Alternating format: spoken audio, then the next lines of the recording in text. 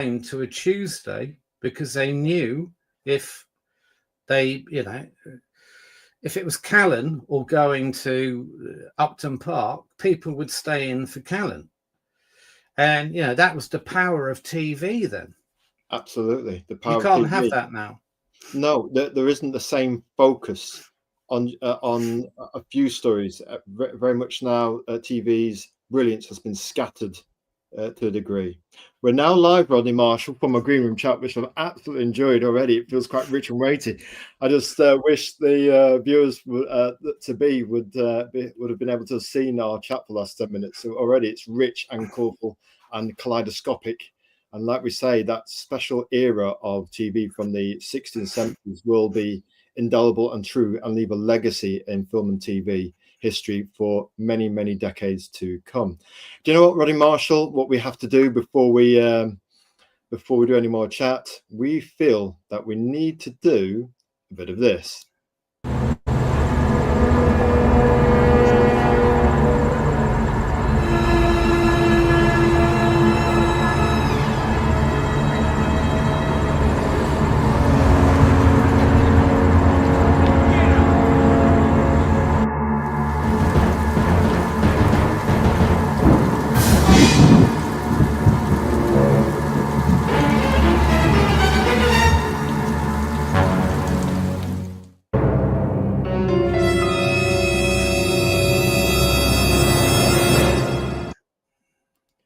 Yes, we're quite partial to a bit of that pseudo Hitchcock Planet of the Apes kind of montage there, and we are going to get straight into things. The 5 pillars of storytelling live, and we've got somebody in the chat. It's Bianca, Gothic Noir Yamakoshi, absolutely pitch perfect on the time. Hello, boys, just on time. We'd say pitch perfect for the tragic intro.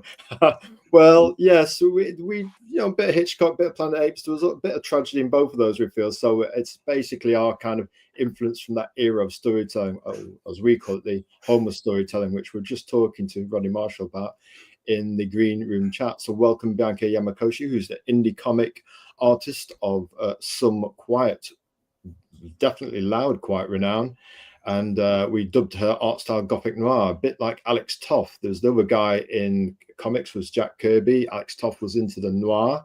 Very impressive comic book artist was Alex Toth. And Bianca Yamakoshi, we dubbed her style Gothic Noir. So basically a bit like film noir meets comic books. As you know, Rodney, one of our focuses on the 5 pillars of storytelling is comic books. So welcome, Bianca. We will enjoy your warm and witty chat in the chat tonight. We feel, Bianca, if you're into your Jimbo and noir and stuff like that, and the Batman animated and all sorts of classic film and TV, this might just be the 5 pillars of storytelling show for you tonight. Right then, so the 5 pillars of storytelling live. Azrael chats to Rodney, the Homer storytelling Marshall. Art, comics, movies, games, and toys. Think of art, comics, movies, games, and toys as eyes of a needle with a golden tapestry thread being woven through all those eyes of the needles, or eyes of storytelling needles. Art goes into comics. Comics can get made into movies, as we've seen over the last 10 to 15 years, where they shall we say, the roller coaster superhero movies, if you like that kind of thing. And obviously movies have been eclipsed in terms of revenue by games, which are like interactive movies. Some of them even emulate noir and classic filmic kind of values in terms of storytelling for you to interact with. Of course, the merchandise from that is toys, where inside your head, whether it's an Airfix Spitfire or Lancaster Bomber, which we had when we were young, putting the parts together for those with some glue, or just playing with the latest action figure toy or Action Man. The imagination of your head, you get to be a boy again and wear your white socks and your little boy shorts with, hey, the era of the man-child is upon us, and there are lots of adults who actually do actual special photography with action figure toys, and some of it looks quite impressive. It's Sunday the 6th of July. Rodney Marshall is in the StreamYard studio tonight. It's 7 p.m. Greenwich Mean Time, London, UK. And please like, comment, and subscribe. Subscribe is just like an like. You log into YouTube, give others a subscribe. It doesn't cost anything to do, and it helps us shine a light on the legacy work of Rodney Marshall, who's honouring his father's work and also bringing his own spin to the era of storytelling he grew up in. So let's march on a little bit more. Host introduction. Hello there. Welcome to Pipers of Storytelling Live, where we talk art, comics, movies, games, and toys. As aforementioned, I'm your host, Azrael. My secret identity is Carl Prometheus, storyteller, artist, promoter of indie creators on Sundays, Wednesdays, and Fridays. Sunday Indie Comic Prom has just gone out tonight, just before we went into Green Room chat with Rodney. And we're trying our best to grow the indie comic community, to shine a light on people who've got passion, who've got courage and conviction about getting their own stories out there. It's sure they might not have the budget to do it on TV and film, but they do have the budget to do a low gate medium like comics, which is now accessible to people with Star Trek streaming technology like this to promote your work, and also print on demand technology. We often wonder, actually, what occasion would you wonder what kind of indie comic would Rodney Marshall do if he could? We'll ask him that question later. Our style is universal. We can watch creative families, creative adults, and the creative younglings. Our motto is to listen, to learn, and to share. Comics are an international language, as is filmic language. They can cross the boundaries and generations. Comics are a bridge between all creators by the genius Osamu Tezuka. Now, guest introduction. He might not say it because he might be a little bit modest, but I'll tell you what, that's why we're here. We'll say it for him. Guest introduction is Rodney Marshall. That's a bit of prose. Rodney Marshall at Rodney Marshall 1 on X, where we're told that sometimes some things good can happen. Oh, yes. Author, editor, and co-host of the ITC Entertain the World podcast, which we'll have to tune into sometime. We'd like to have a listen to that. Student of 16th and 70s British and American television series, some might say the home era of storytelling, where it was finally balanced, a fulcrum shift between those people who'd seen a great many things in the world and gravity of the geopolitical events that shaped the storytelling up until that point, and perhaps even leading towards the early 80s as well, some might say, or maybe even we might even stretch to Morse himself. Son of scriptwriter Roger Marshall. Marshall embarked on a writing career that included The Avengers, The Sweeney, no, those two series, Survivors, The Gentle Touch, Maggie, The Professionals, that Scottish Burr who would incinerate his two young charges if they crossed his rules. Traveling Man, Lovejoy, Blood Tide, and London's Burning, as well as many other popular series. Welcome to the show, Rodney Marshall. A privilege and an honour, special guest, sir. Thank you for that special introduction. Well, I'll tell you what, how about we get straight into this, because we have got an absolute boatload of things to get through. We're going in, folks, with the big 5 questions. And we like to use a bit of baritone with our voice now and again. Who is Rodney Marshall? We're thinking of storytelling influences, sport, business, life journey, movies, even music sometimes might influence what you're doing, what kind of things you like listening to. So for our viewers now in the present, and Fair Bianca, Gothic Noir, Yamakoshi in the chat, and for other people who might watch this in the future in their present, who is Rodney Marshall? Well, I mean, I suppose in terms of storytelling influences, a lot came from my dad. Pardon me. When you're growing up with a dad who's a sort of prolific TV writer, you start to watch stuff on TV probably before you should.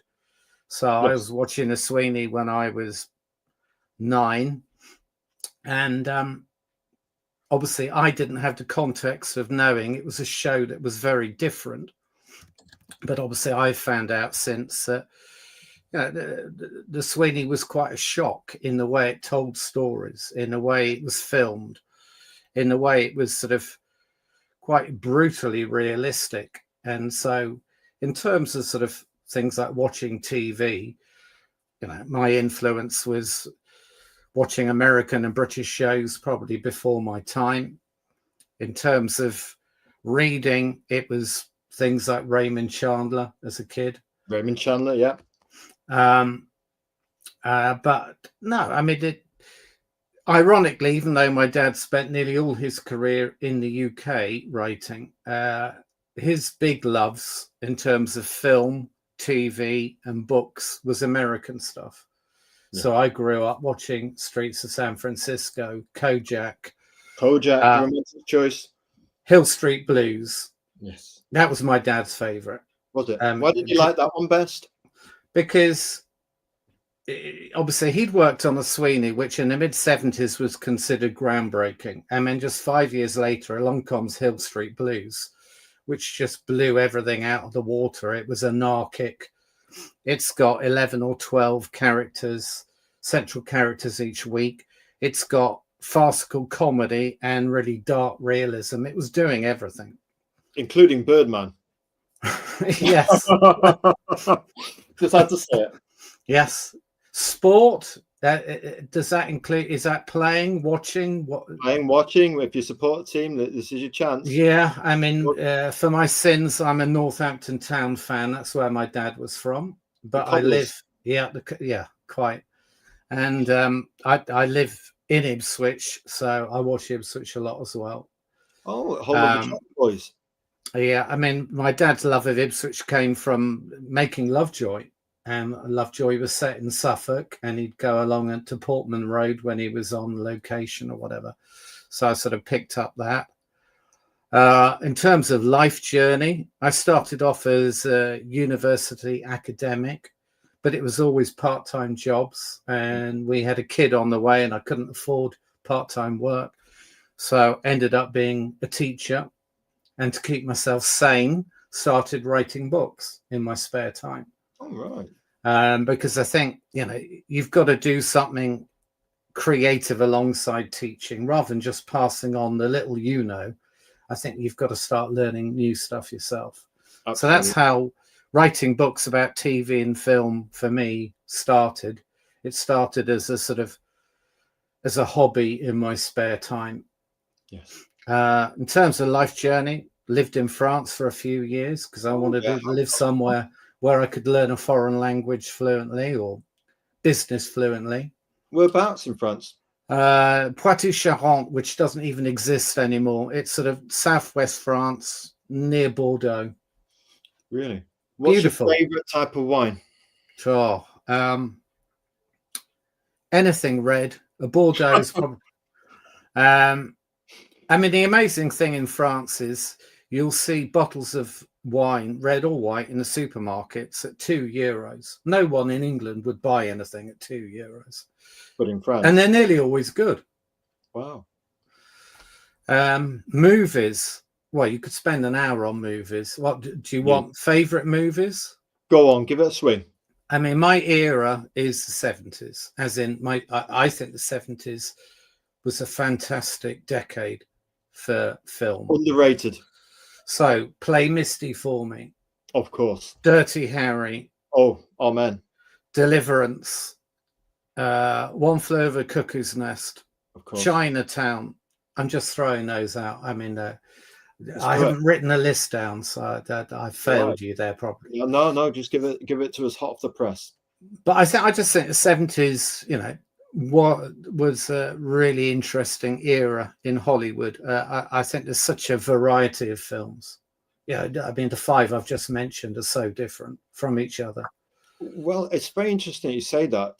Bianca Mikoshi is from what we know of her in terms of following her on X and that, is that she likes things like Yojimbo, samurai, noir, and stuff like that. So somewhat of a student, as we all are, I suppose, students of film history and TV. So yes, the 70s, Bianca Mikoshi was a magical decade. It certainly was. And I don't know about you, Rodney Marshall, but there's almost about the 70s that is very raw. If you look at something like Carrie, everything's overproduced now, manicured. There's nothing manicured about films in the 70s, and it's that almost raw quality to it. It's felt very spontaneous, almost like a documentary. Like the Sweeney was almost felt like a documentary cam, like you were perched on a real police investigation as they went down to the local pub to have a beer and then sort out a bit of a Barney outside or something. Well, I mean, Sweeney, to give you a few examples, one of my dad's scripts was still they were still making its way, as in the filmed version, about 2 hours before it was due to be on television. Often it really was lastminute.com.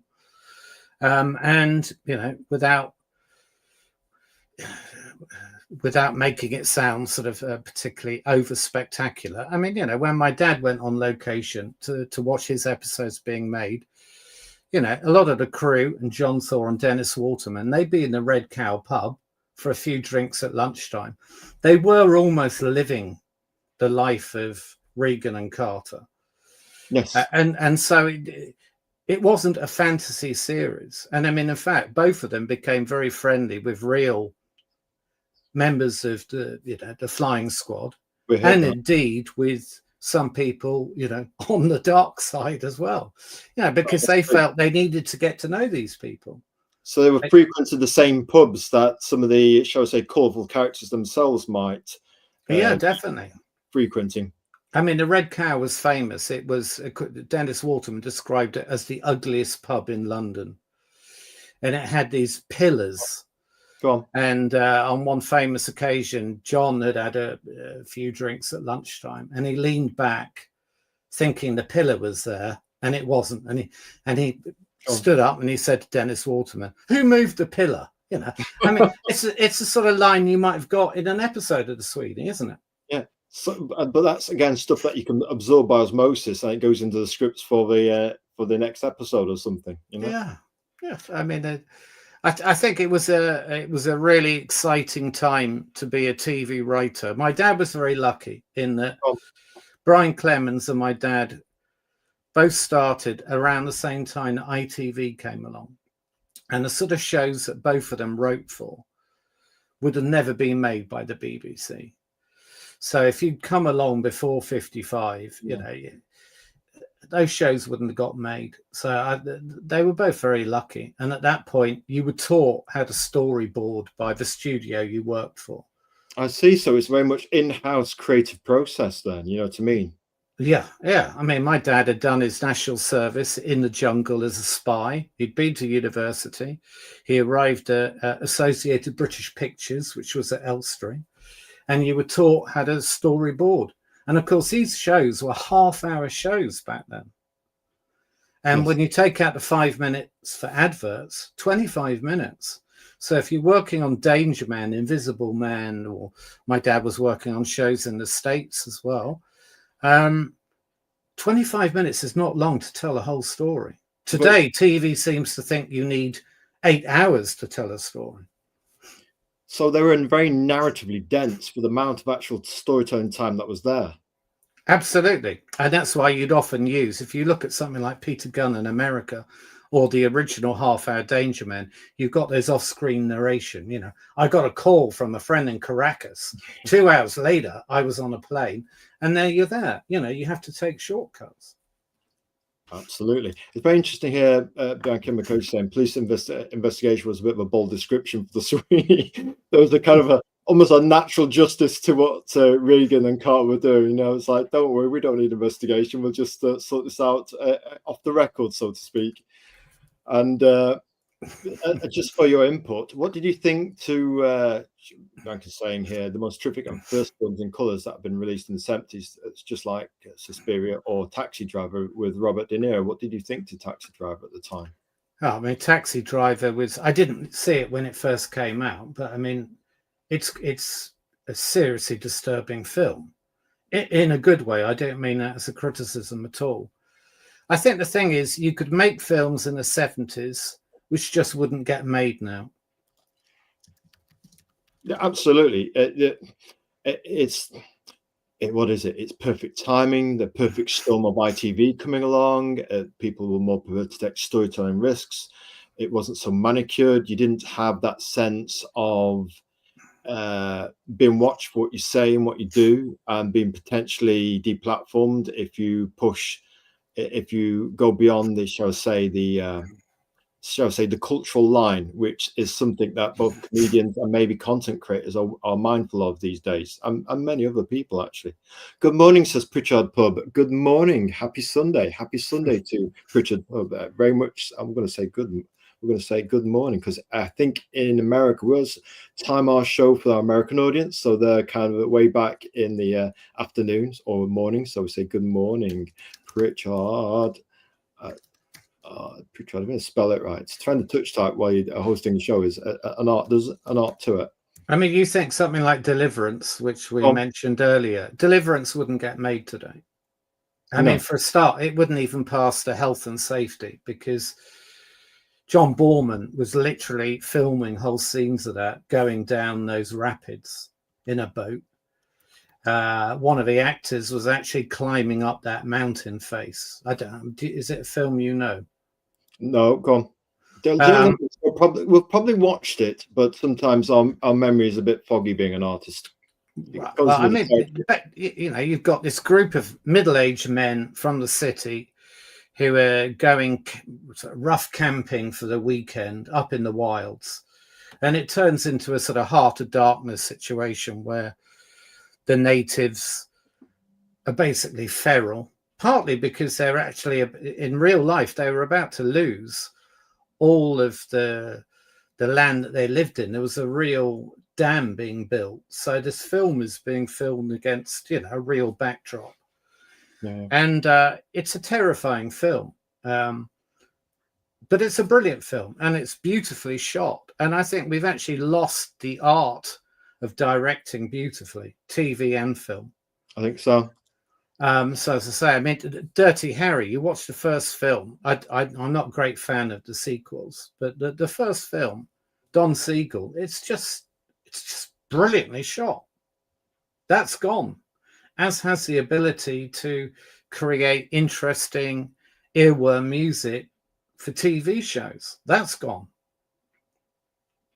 I'm probably sounding like an old fart now, but No, it's all right. I don't know what we're thinking of while you're saying all that is basically we're losing heritage, we're losing storytelling potency, power, storytelling skills. There's an art to it, you know, from people. We're losing storytelling experience that you won't get back. What no, did Aslan say to Lucy? We'll only come this way once, child. yeah, And we're not going to get that storytelling of the 60s and 70s back. They can put all the computer filters they like over something that's quote unquote retro, but it just doesn't feel the same. no, and I don't think technology hasn't helped. So if you take a series like My Dad's Traveling Man, where, you know, you got the central character, I won't say hero because he's flawed, but he's on this narrow boat looking for his son and looking for the guy who stitched him up and why he went to prison. And in Traveling Man, which is mid-80s, he's basically sort of marooned on this boat quite often, because obviously there's no mobile phones, there's no internet, there's no way of him communicating with the outside world unless he gets off that barge, unless he finds a public phone box and that phone box is working, it hasn't been vandalized. And all of that is lost as soon as you bring in modern technology. Yes. I think what did Brian May of Queen say? He said, you know what? You have all this technology and somehow it seems to take just as long. And the music doesn't sound the same on digital versus Valve. Valve technology sounds more raw, more fuzzy. We would say 70s movie and film TV was Valve technology for film. You know, it was raw, it was fuzzy, the camera technology wasn't perfect, you had documentary cam in the Sweeney, and this adds to something imperfect. I think our eyes are trained to almost reject perfection. And that's what's going off perhaps with modern movies. They've got all the filters like a soup of post-production. For example, I don't know if you're aware of the Superman trailer and the Fantastic Four trailers. Yes, the super movie blockbuster types, but they both have two colors in common: teal and mustard. And you get weird things like people wandering around in mustard shorts, and you're thinking, no, maybe not.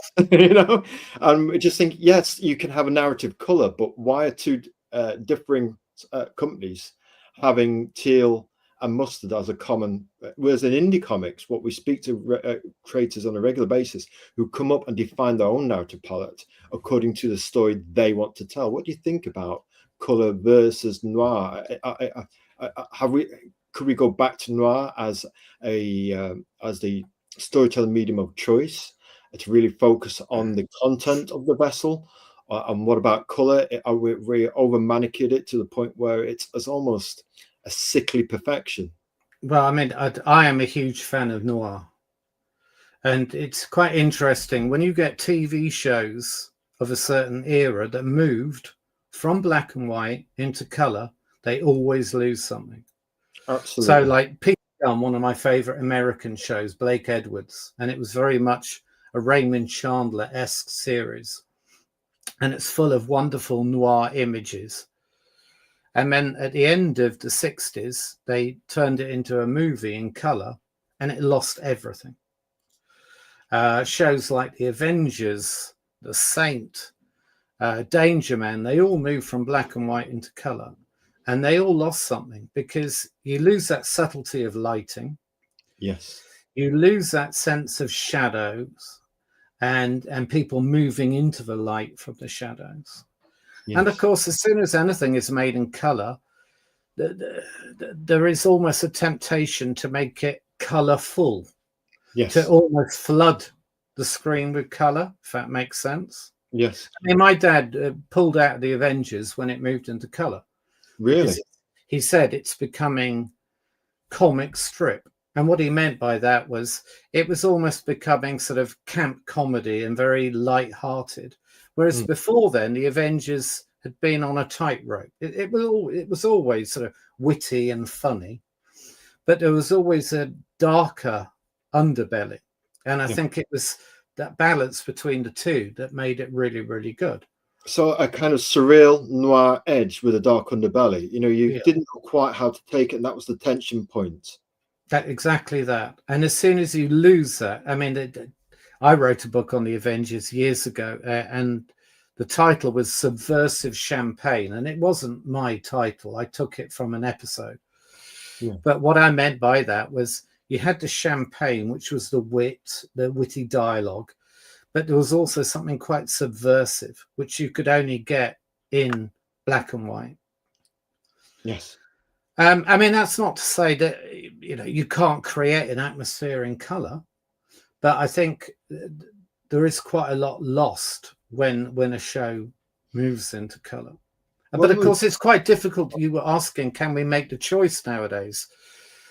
Black Mirror made an episode in black and white, and it was a very good episode, I thought. Yeah. But they were struggling to find a camera. They reckon there were only 2 that they could find anywhere to make that episode. Wow. I mean, I'm not an expert on the sort of technical side of, you know, camera work, etc. But there is something beautiful about black and white photography. That I don't think can be matched in color. Diana Rigg once said to my dad, she said, I look far better in black and white. I think my dad probably said to her, you look good in color as well. But, you know, it's true. What do you think to that, Bianca Yamakoshi, in terms of what Rodney was saying about the move from black and white noir to color? Interesting to think what Bianca thinks of that in the chat. I know she's quite a fan of Gothic noir, as we've labelled her art, and she agreed to that. So we now refer to her style of art with that from her Tothian school of art. I love it when contemporary directors like Luc Besson release films like Angel A. That's a new one on me in the 2000s. Have you seen that one, Rodney? I haven't, but I think it's made in black and white, isn't it? There have been quite a few French films in the 21st century made in black and white. I think in a way it's a case of not only educating viewers when they're young, but educating TV producers. The main networks in the UK will not show black and white TV. So they'll start with the Avengers in color. They're happy to show that. Yeah, but they won't show the Avengers the season before, which was a far better season, in my opinion, in black and white. But I mean, my 2 kids, they grew up on, for their sins, you know, on things like Laurel and Hardy. Laurel and Hardy, I was just reading your mind there. Yes. Yeah, Charlie Chaplin, 50s, early Hitchcock films in black and white. Now, neither of my children, now that they're in their 20s, they have no problem with watching anything in black and white. Whereas a lot of people will go, oh, I'm not watching that, it's black and white, as if, you know. And I think the thing is, we have to remember with film, moving into color is evolution. That doesn't mean it's progress. They're not the same thing. I'm on my pulpit again now. We're just we're trying to be neutral, but we're nodding our head inside our heads and kind of agreeing with what you're saying there. Evolution is not necessarily forward progress in terms of storytelling, and we have the same resistance in indie comics. Although one or two people are releasing noir editions of their indie comic books and for premium and going for that noir vibe. So who knows, maybe it will make a renaissance like comeback. But like you say, it requires people to be brave in the movie, TV industry, for people to be educated, plant those seeds and water those sprouts in creative younglings as an audience. So yes, we'll just say thank you to Bianca in the chat for the contributions.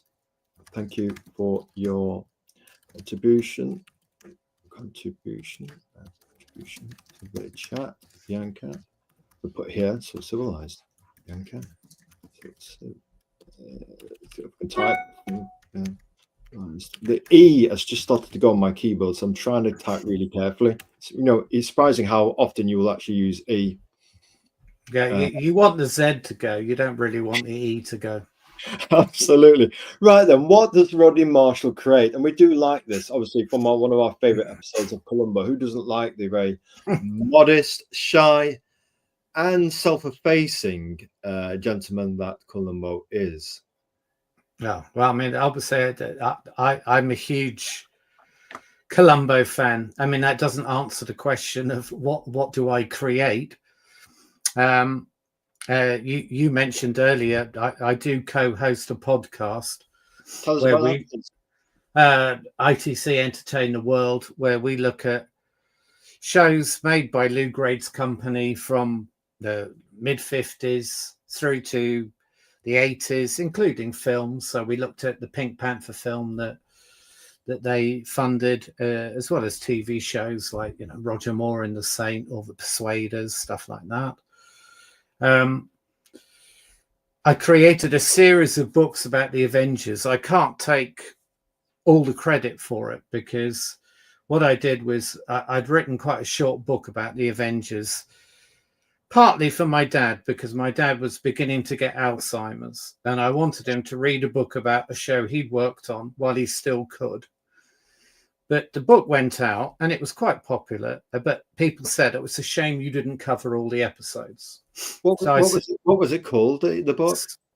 Subversive Champagne. Subversive Champagne. And you had complaints that all the episodes weren't Well, they covered? said it was a shame, you know, couldn't you have covered all the episodes? And I said, well, for a start, if I covered all the episodes of the Avengers, including the ones that have disappeared, it's over 160. And I said, what we could do, if there are enough people online who would like to contribute, why don't we write a book per series or season, if you're American, of the Avengers? And all sorts of people came out the woodwork. I had people from France, Australia, Canada, America, all saying, oh, well, my favorite episode is, and I'd love to write a chapter on it. And obviously, it's one of the advantages of the online world with forums, etc.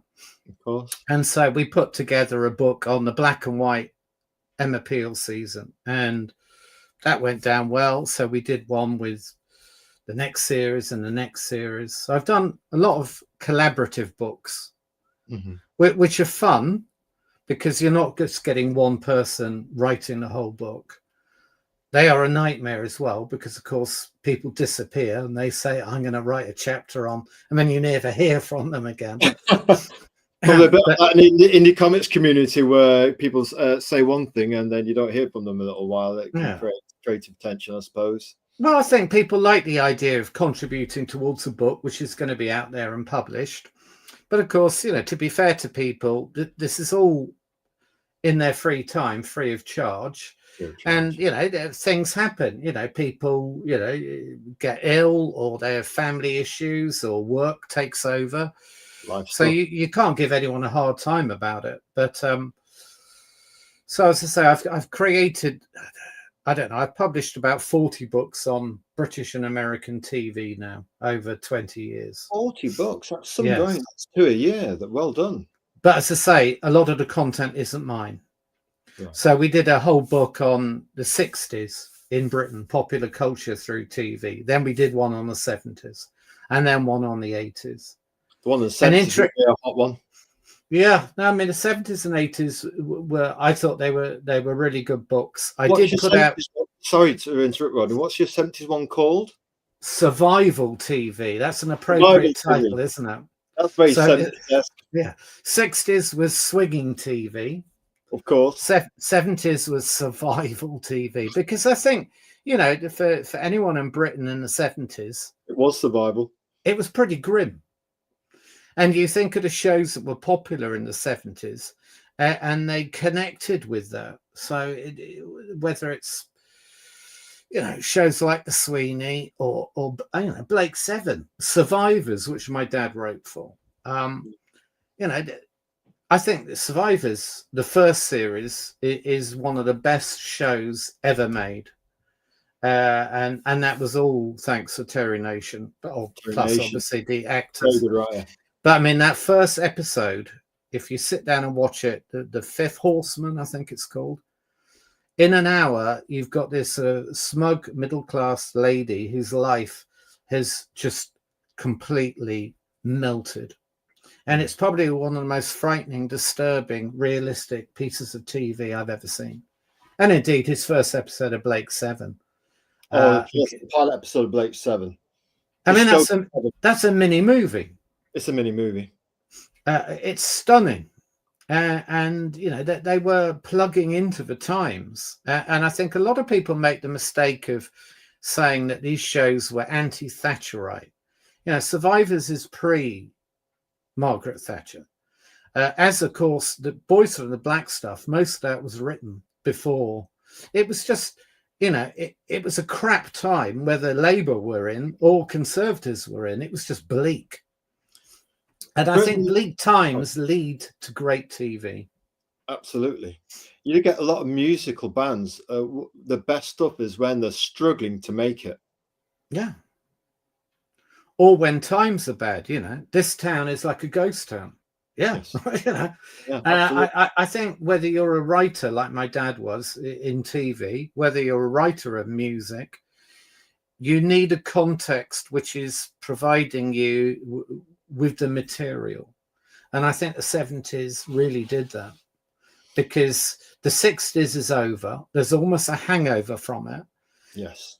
And I'm sure people who were around in the 60s were hoping that somehow everything was going to magically change, and it didn't. You know, you think of America, you had JF Kennedy, who a lot of people thought was going to change things. He's assassinated. You've got, you know, a black rights leader who's assassinated. By the end of the 60s, if people were expecting some sort of, you know, magic pill, it hadn't worked. And I think the 70s is the hangover from that, isn't it? Yes, absolutely. Absolutely. Just one comment here, Rodney. Basically, Bianca Yamakoshi agrees with Rodney's perspective regarding colour use, you know what I mean? And sometimes you can get a lot of noise and you basically diffuse the storytelling potency to a degree, don't you? It basically dilutes it by having too much visual colour noise, almost like a rainbow or kaleidoscope swirling your eyes. It's almost a sense of there's lack of colour focus, you know? Yeah, and I think a lot of those really good 70s films, they really held down the colour. So, for example, one of my favourite 70s films, One Flew Over Cuckoo's Nest. Yes. It's not actually a very colourful film. They're quite muted, the colours. And my understanding is that was Michael Douglas, the producer's intention. He really wanted it to almost be a black and white film in colour, if that makes sense. That does make sense, yeah.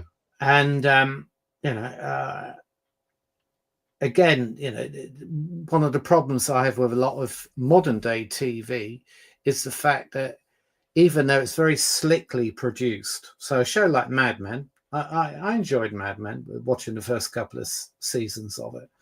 But the direction I find quite flat now.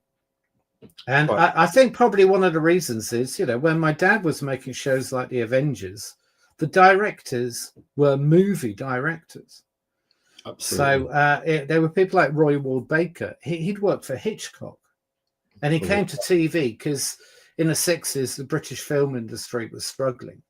And so you've got all these directors who've come from film to TV. And so they do things like film through mirrors or wine glasses. They'd make it look interesting rather than just action.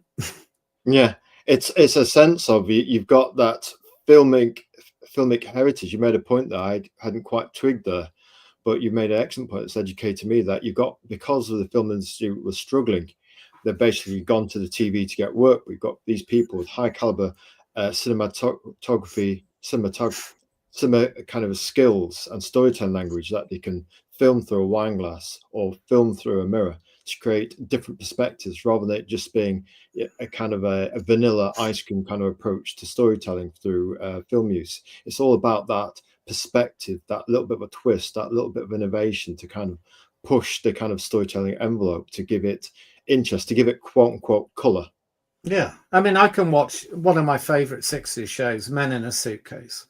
Now I can watch that, and obviously I know in advance, but even if I didn't, I would know who's directing each episode, because I know that Peter Duffel, for example, loves shooting through the wing mirrors of cars and from the inside of a cupboard looking out. And Freddie Francis, he'll always use a fisheye lens. Each director had their little bespoke touch. Exactly.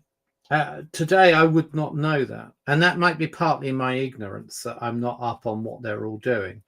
But I think if you've had a background in the movies and you move into television, and particularly, as I say, if you've worked for people like Hitchcock, then you're going to bring some of that to the table, aren't you? That quality, that heritage, that weight, cinematic weight. Yeah, absolutely agree here. Just another comment from Banky Makoshi, who's it's a film student, film buff, as you can probably tell here.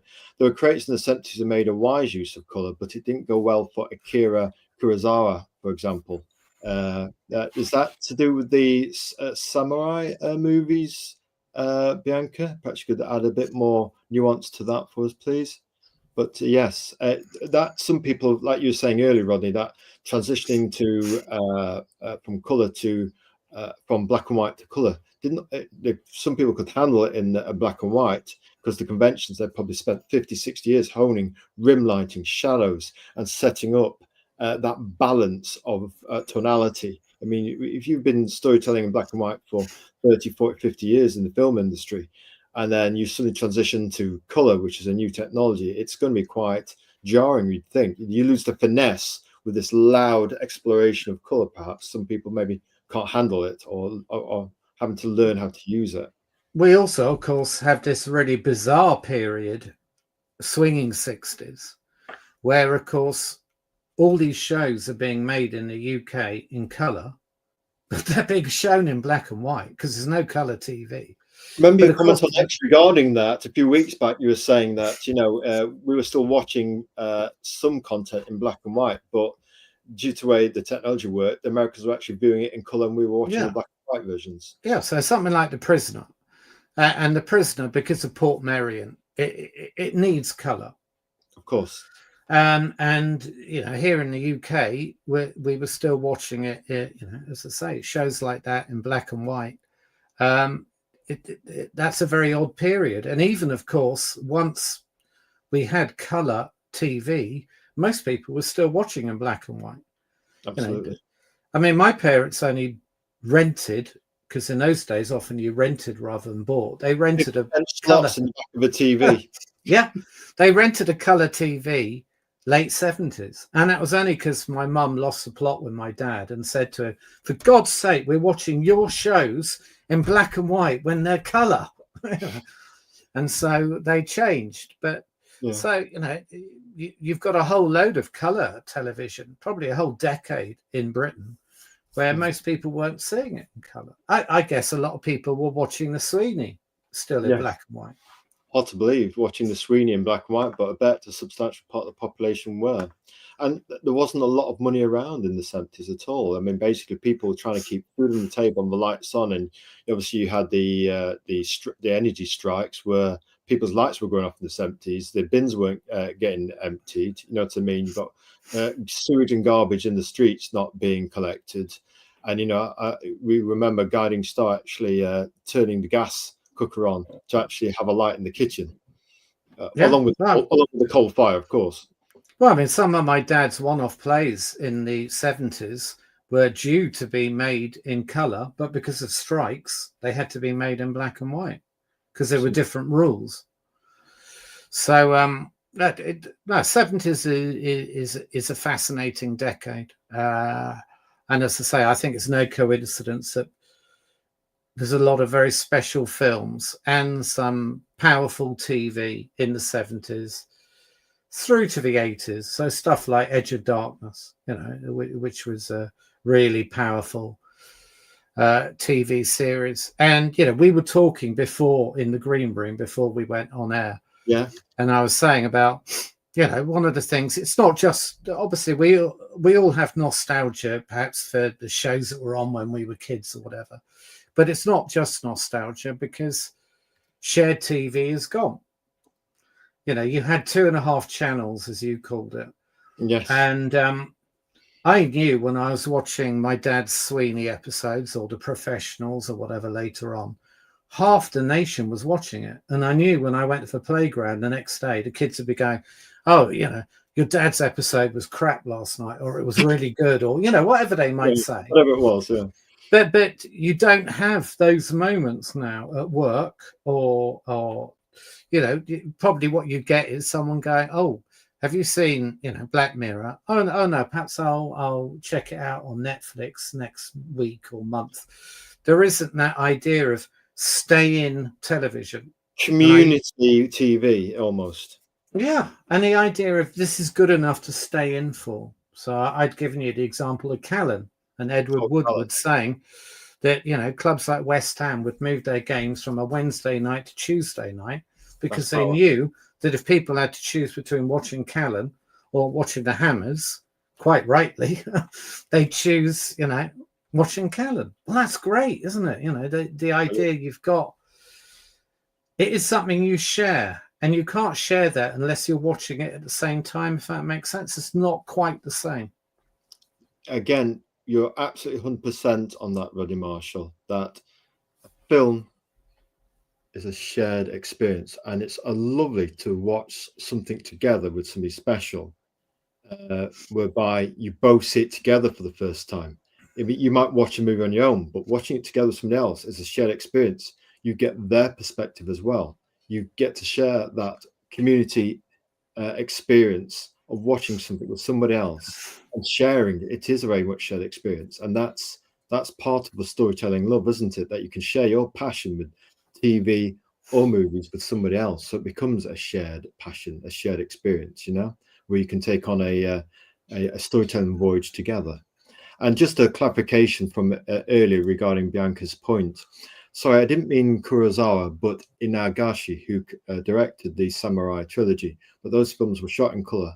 That didn't look too well in comparison to all of the previous samurai movies. And Bianca goes on to clarify, Kurosawa, Mercury on the retrograde, pardon me. And she's basically, Bianca's saying that she's adding here for further clarification, Hiroshi Inagaki. And basically, she's saying that she's mistyping a bit. It's, hey, Bianca, we understand you. The other week on our show, we couldn't type for Toffee. X was slow. The private chats had vanished. We couldn't get up the main window. Everything was buggy. Then it seemed to affect our fingers. We were kind of like, we had touch typing. It's one of the things we learned to do actually after Guiding Star was basically we learned how to touch type.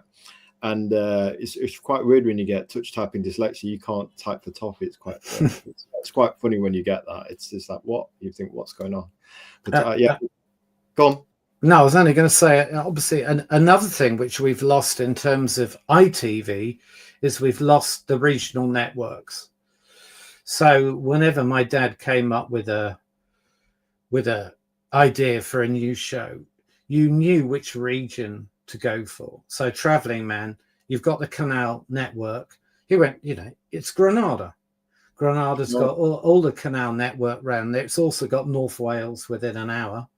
Yeah. And you know that the location managers up there will show you spectacular places, which you can then, write your storylines about. Well, we don't have those regional networks making drama. Kids drama in the 70s and 80s was really coming from 2 or 3 regions. Like HTV was making fantastic kids drama in Bristol, like HTV, Children of the Stones. It's fantastic. Children of the Stones, that theme tune that used to frighten us to death. Yeah, and it was great television. It's beautifully made, directed again by a guy who'd come from movies, and then had directed The Avengers and The Prisoner, and now he's directing children's TV. It's top stuff. Absolutely. We're just saying there, agreeing with Bianca's point, actually, that there's nothing quite like sharing a movie. It can be a very intimate experience, and in that sense of community. I'll just put it up again for a bit longer. And we say here, 100% agree, Bianca. There's nothing quite like a shared movie experience together. It is quite intimate, to me. And the bizarre thing is, if you're watching at home, even if you're not in the same household, in those days you were aware that half the country was watching the same thing. So even that felt community. Yeah.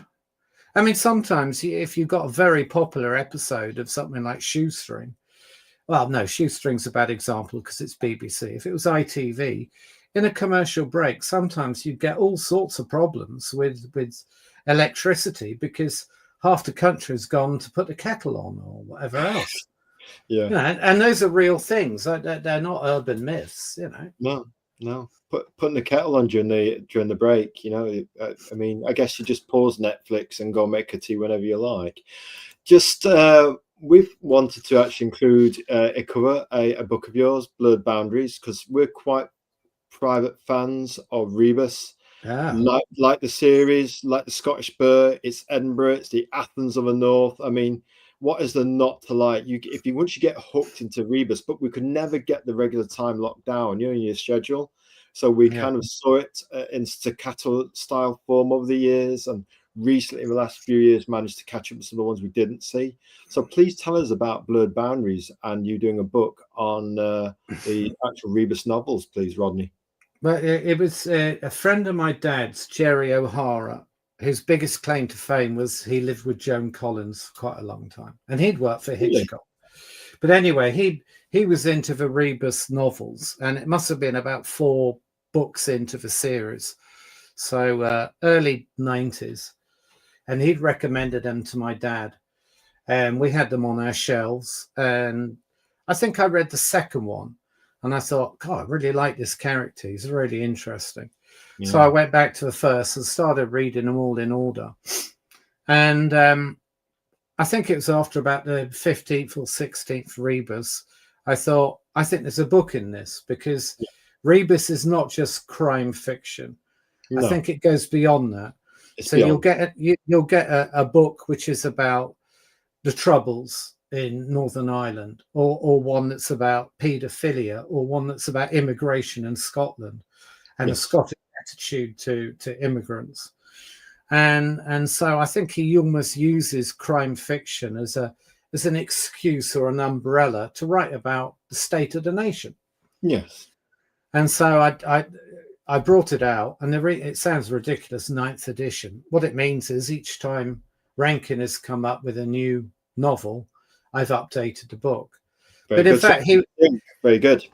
He was very, very kind. He agreed to meet up. He had a year as a lecturer in University of East Anglia, about half an hour from where we are. And I sent him an email to his agent thinking, well, there's no way I'll hear back.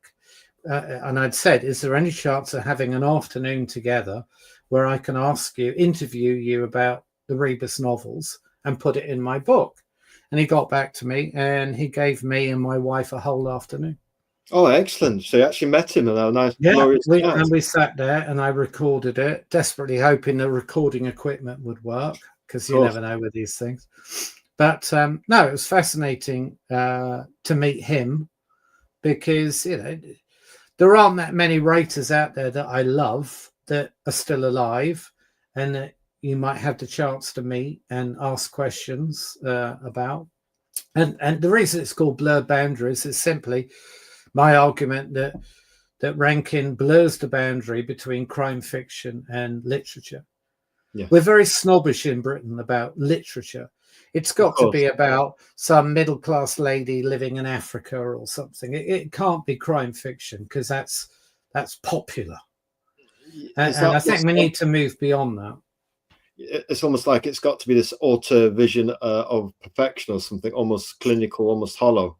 Whereas you can have genres, uh, crime fiction, that blur the boundaries and have a greater warmth to them. To me, it's almost that sense of a grassroots kind of sense of storytelling. Something more earthy, something more real, something that actually pushes into the abyss of our psyche, which we feel Rebus does. He kind of it's quite dark in many ways, and Yeah. he's a flawed character himself. He's not a perfect kind of romantic, perhaps a dark romantic detective or investigator.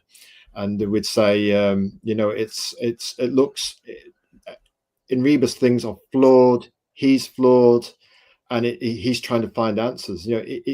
Sometimes when he falls out with his his work colleagues because his methods are unorthodox. So he's a genius, but it's a flawed genius. He's a kind of like a rough diamond. Yeah. I mean, there's a quote in one of the most recent ones from a sort of ex-colleague who says, Rebus was always a lousy policeman, but a brilliant detective.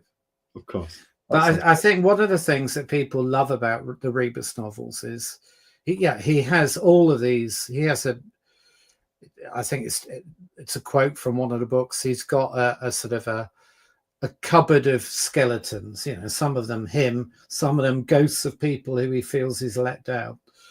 But one thing he never is, he's not sexist. He's actually got quite a modern approach about female detectives. And also, I think those flaws are something you almost need in a central character, because we don't want to be reading about someone who's perfect.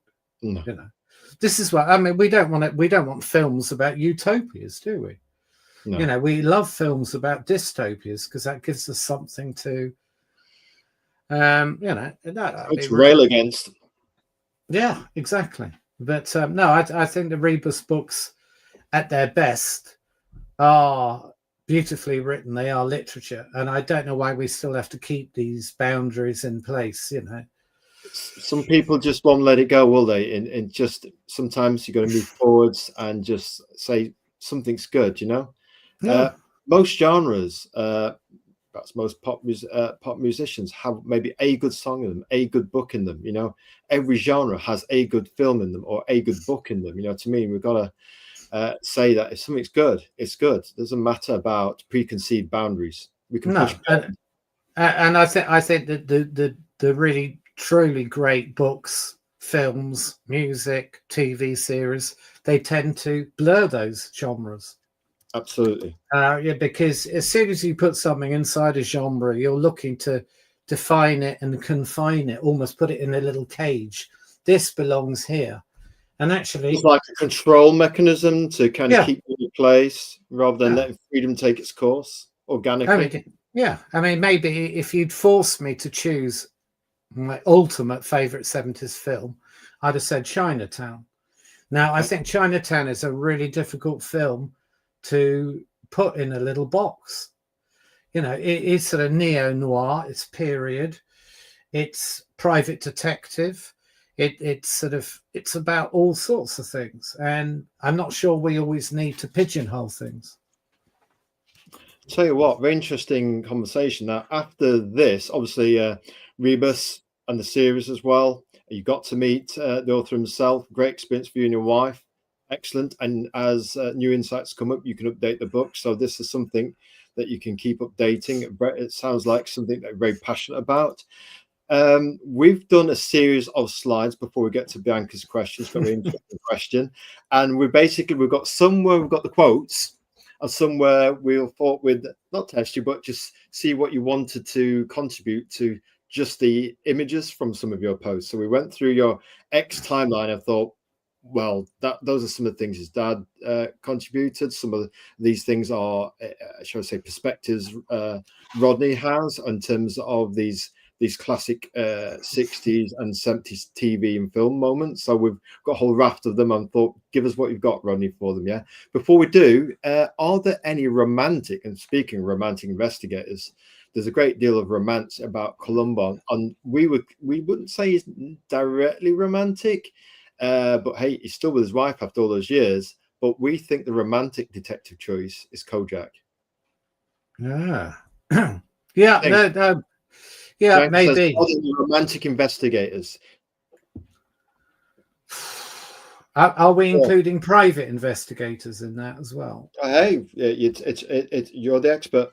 Well, probably someone like Jim Rockford, as in the Rockford Files. Rockford. I mean, he has quite a romantic, somewhat naive view on life. He still believes. Peter Gunn is not someone most people in Britain will know, because it was a late 50s American show which has never been shown in the UK. But he was quite a romantic sort of private investigator. I mean, I guess in his own bizarre way, Morse was.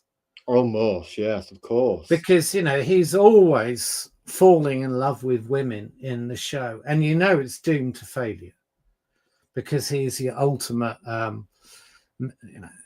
guy who's never going to find. In the very first episode, which actually was one of my favorite ones, The Dead of Jericho, who falls in love with this woman who's eventually murdered. And there is something very sort of romantic about him. But romantic normally comes, unfortunately, with naive. So if you want the opposite, you've got Regan, who it's, will shout at some bird, get your kit on, darling, or whatever. He's probably the opposite, isn't he? You've got very much the polar opposite, yes. So, Bianca, if you haven't seen the Sweeney, just watch one episode. You might catch 10 minutes of it on YouTube. Tell you what, our favorite episode of the Sweeney, apart from the scrapyard one at the very beginning, where they knock 7 bells at one another in a kind of big police bust, is actually the last episode, and I don't spoil it for anybody, where obviously he's been stitched up by his own department and he's had to take all the blame, and then finally found out that actually he's cleared, he didn't do any wrongdoing, and they kind of like tersely cleared him, and Carter's there next to his boss Rankin, and basically Regan gives them a blast and a mouthful, but he thanks Carter for getting him out of jail in terms of the investigation that cleared his name. But when they later go outside, and it is the last episode, isn't it? And basically, Regan just says to Carter, "You, my son, have been a prince." And that, what an immortal last line, you know what I mean? And then you just see him going into the distance, and Carter's just wondering, you'll be back, won't you, Gov? That sort of thing, Very, very romantic kind of ending for such a well-aired character. I mean, of course, people often misremembered as Sweeney as being all very dark. There were a lot of quite comic episodes. I mean, there's an episode with Morecambe and Wise, playing Morecambe and Wise. Of course. No, I mean, it's probably one of the favourite shows my dad worked for, because it was one of those shows where everyone got on, and it was obviously a film crew. It wasn't a TV crew. It was Euston Films making it. And they would do ridiculously long hours because they wanted to make it really good. Yeah. And it really was filming on the streets, which, of course, became a lot harder after the first series, because John Thor wasn't particularly well known before the first season. But once they'd made one lot, of course, you've got people out there go, "Oh, it's Regan, isn't it? It's Carter," and all of this. And John Thor was a very, very quiet, modest man. He hated He hated people coming up to him for autographs when he was filming, not because he was unfriendly, but he wanted to get on with the job. Yeah. And, you know, some of the stories that I could bore you with, you know, would tell you how horrendous people can be, members of the public. Yeah. I mean, he was in a toilet in a restaurant at the urinal, and there's a guy asking him for an autograph with the autograph book out, and he's having a pee. Yeah, it's some people do cross the line because they almost think that you're public property because you're famous. A good manners still applies, doesn't it? In any situation, you know what I mean. I mean, you don't your privacy being invaded to that extent. You know what I mean. I mean, you're not a subclass of a human being, are you? Because you're famous. You're not owned by anybody. That's the person you project for the story, and then there's a private person. And it sounds like he was a very shy and private person. Very shy and private. He played my dad in an armchair theatre. I was his son, and I was armchair theatre. Tell us about armchair theatre. Bianca won't know about that one. I was shockingly bad. I mean, I was only in it for a minute with my brother, and it was non-speaking parts, but we even managed to mess that up. Yeah. But you've got Columbo up there. Yeah, I mean, I think one of the reasons I love Columbo is it's a completely unique show. It's not like any other. You know, what other show, as in murder mystery, would you as a viewer know after 5 minutes who the murderer is? After 10 minutes, you've seen the murder. And it's almost like a piece of theatre after that. It's a game of cat and mouse between Columbo and the man or woman he's trying to trap. But even before I'd read Peter Falk's autobiography or had spoken to people for the books I wrote on Columbo, you know from watching Columbo that Peter Falk is a lovely guy. You know, it sort of comes over on screen. He has a charm. You know, don't get me wrong, he'd be quite difficult when it came to shooting, but a very, very... a phenomenally clever guy. I'd recommend his book. He says it's not an autobiography, it's a book of memoirs. Just one more thing. It's only about $6.99, but it's such a funny book, and he comes over as such a warm character. And it's full of stories about his glass eye, for example. Go on. Do you want a very short story about his? Because obviously, Peter Falk, as a very small child, I think he was 3, he had cancer of the eye, and he had it removed. And so one of his eyes was a glass eye until technology came along and they had plastic ones. And one of his early girlfriends had invited him back for the night, and she had a Pekingese dog, and the Pekingese dog slept with her, but she invited Peter Falk to sleep with her as well. And he wakes up in the morning and he hears this strange crunching sound. And basically he put his glass eye under the pillow, which is what you did. You were told by the doctor, take it out overnight. And the Pekingese was eating it. Well, I tell you what, we'll sleep soundly tonight with that story, Ron.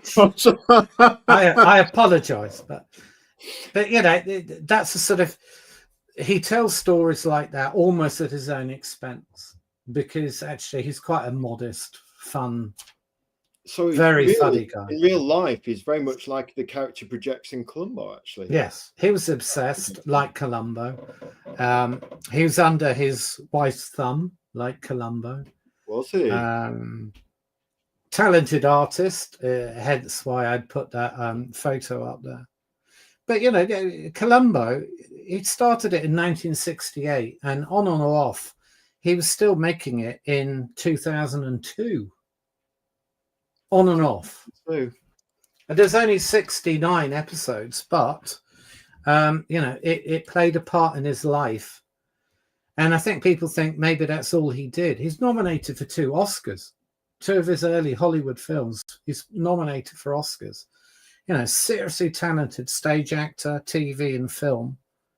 And I think this is one of the problems, that in that era, there was still a snobbery about TV as opposed to film or theatre. both in America and TV. When Tony Curtis came over to the UK to make The Persuaders, Oh, we got he a was slide on that. yeah, he was quite snobby about Was he? TV.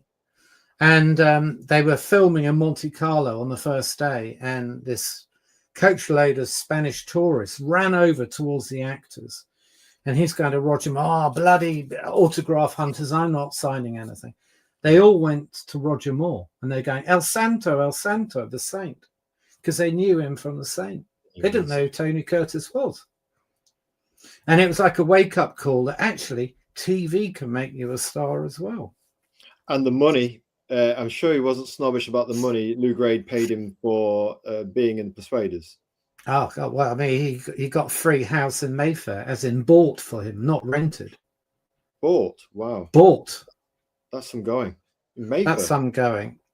Because, of course, Tony Curtis didn't want to make The Persuaders, but Lou Grade could persuade anyone. Roger Moore didn't want to make it because he knew that 007 was knocking on the door. So he was already eyeing up the Bond role. Yeah, but Roger Moore had never had a contract. Really? As in with the Persuaders, just like Patrick McGowan with The Prisoner and Danger Man. This was a guy in an era where you did a handshake and okay, that's the deal. My word is another my thing. Oh, very good. Yes, my word is my bond. That was actually a genuine accident. I can't. Gosh, inspiration from the gods. What can I say? Yeah. well, it is the title of Roger Moore's autobiography as well. Is it? Go on. Yes. My word is my bond. Well, how about that for serendipity, Bianca Yamakoshi? You know what I mean? The gods are speaking to us right now. So, yes, my word is my bond. So, Peter Falk here is saying, as they were sitting down with a cup of coffee, he heard his wife's car approaching. But you see, you're halfway through the joke there. You need the first line. Give it to us. Okay, which is basically Peter Falk is telling a story. It's not about him. It's a sort of, whether it's a true story or just a joke, I don't know. But it's a guy who's painting a model, and the painting isn't going very well. It's a nude painting. And he says, well, put on your robe and we'll have a cup of coffee or whatever else, because it's not going well. And then as they were sitting there having a cup of coffee, he heard his wife's car approaching and said to the model, you better get your robe off or my wife will think there's something going on. It's quite a... Peter Falk's very into his Jewish jokes, which he'd often put into Columbo episodes.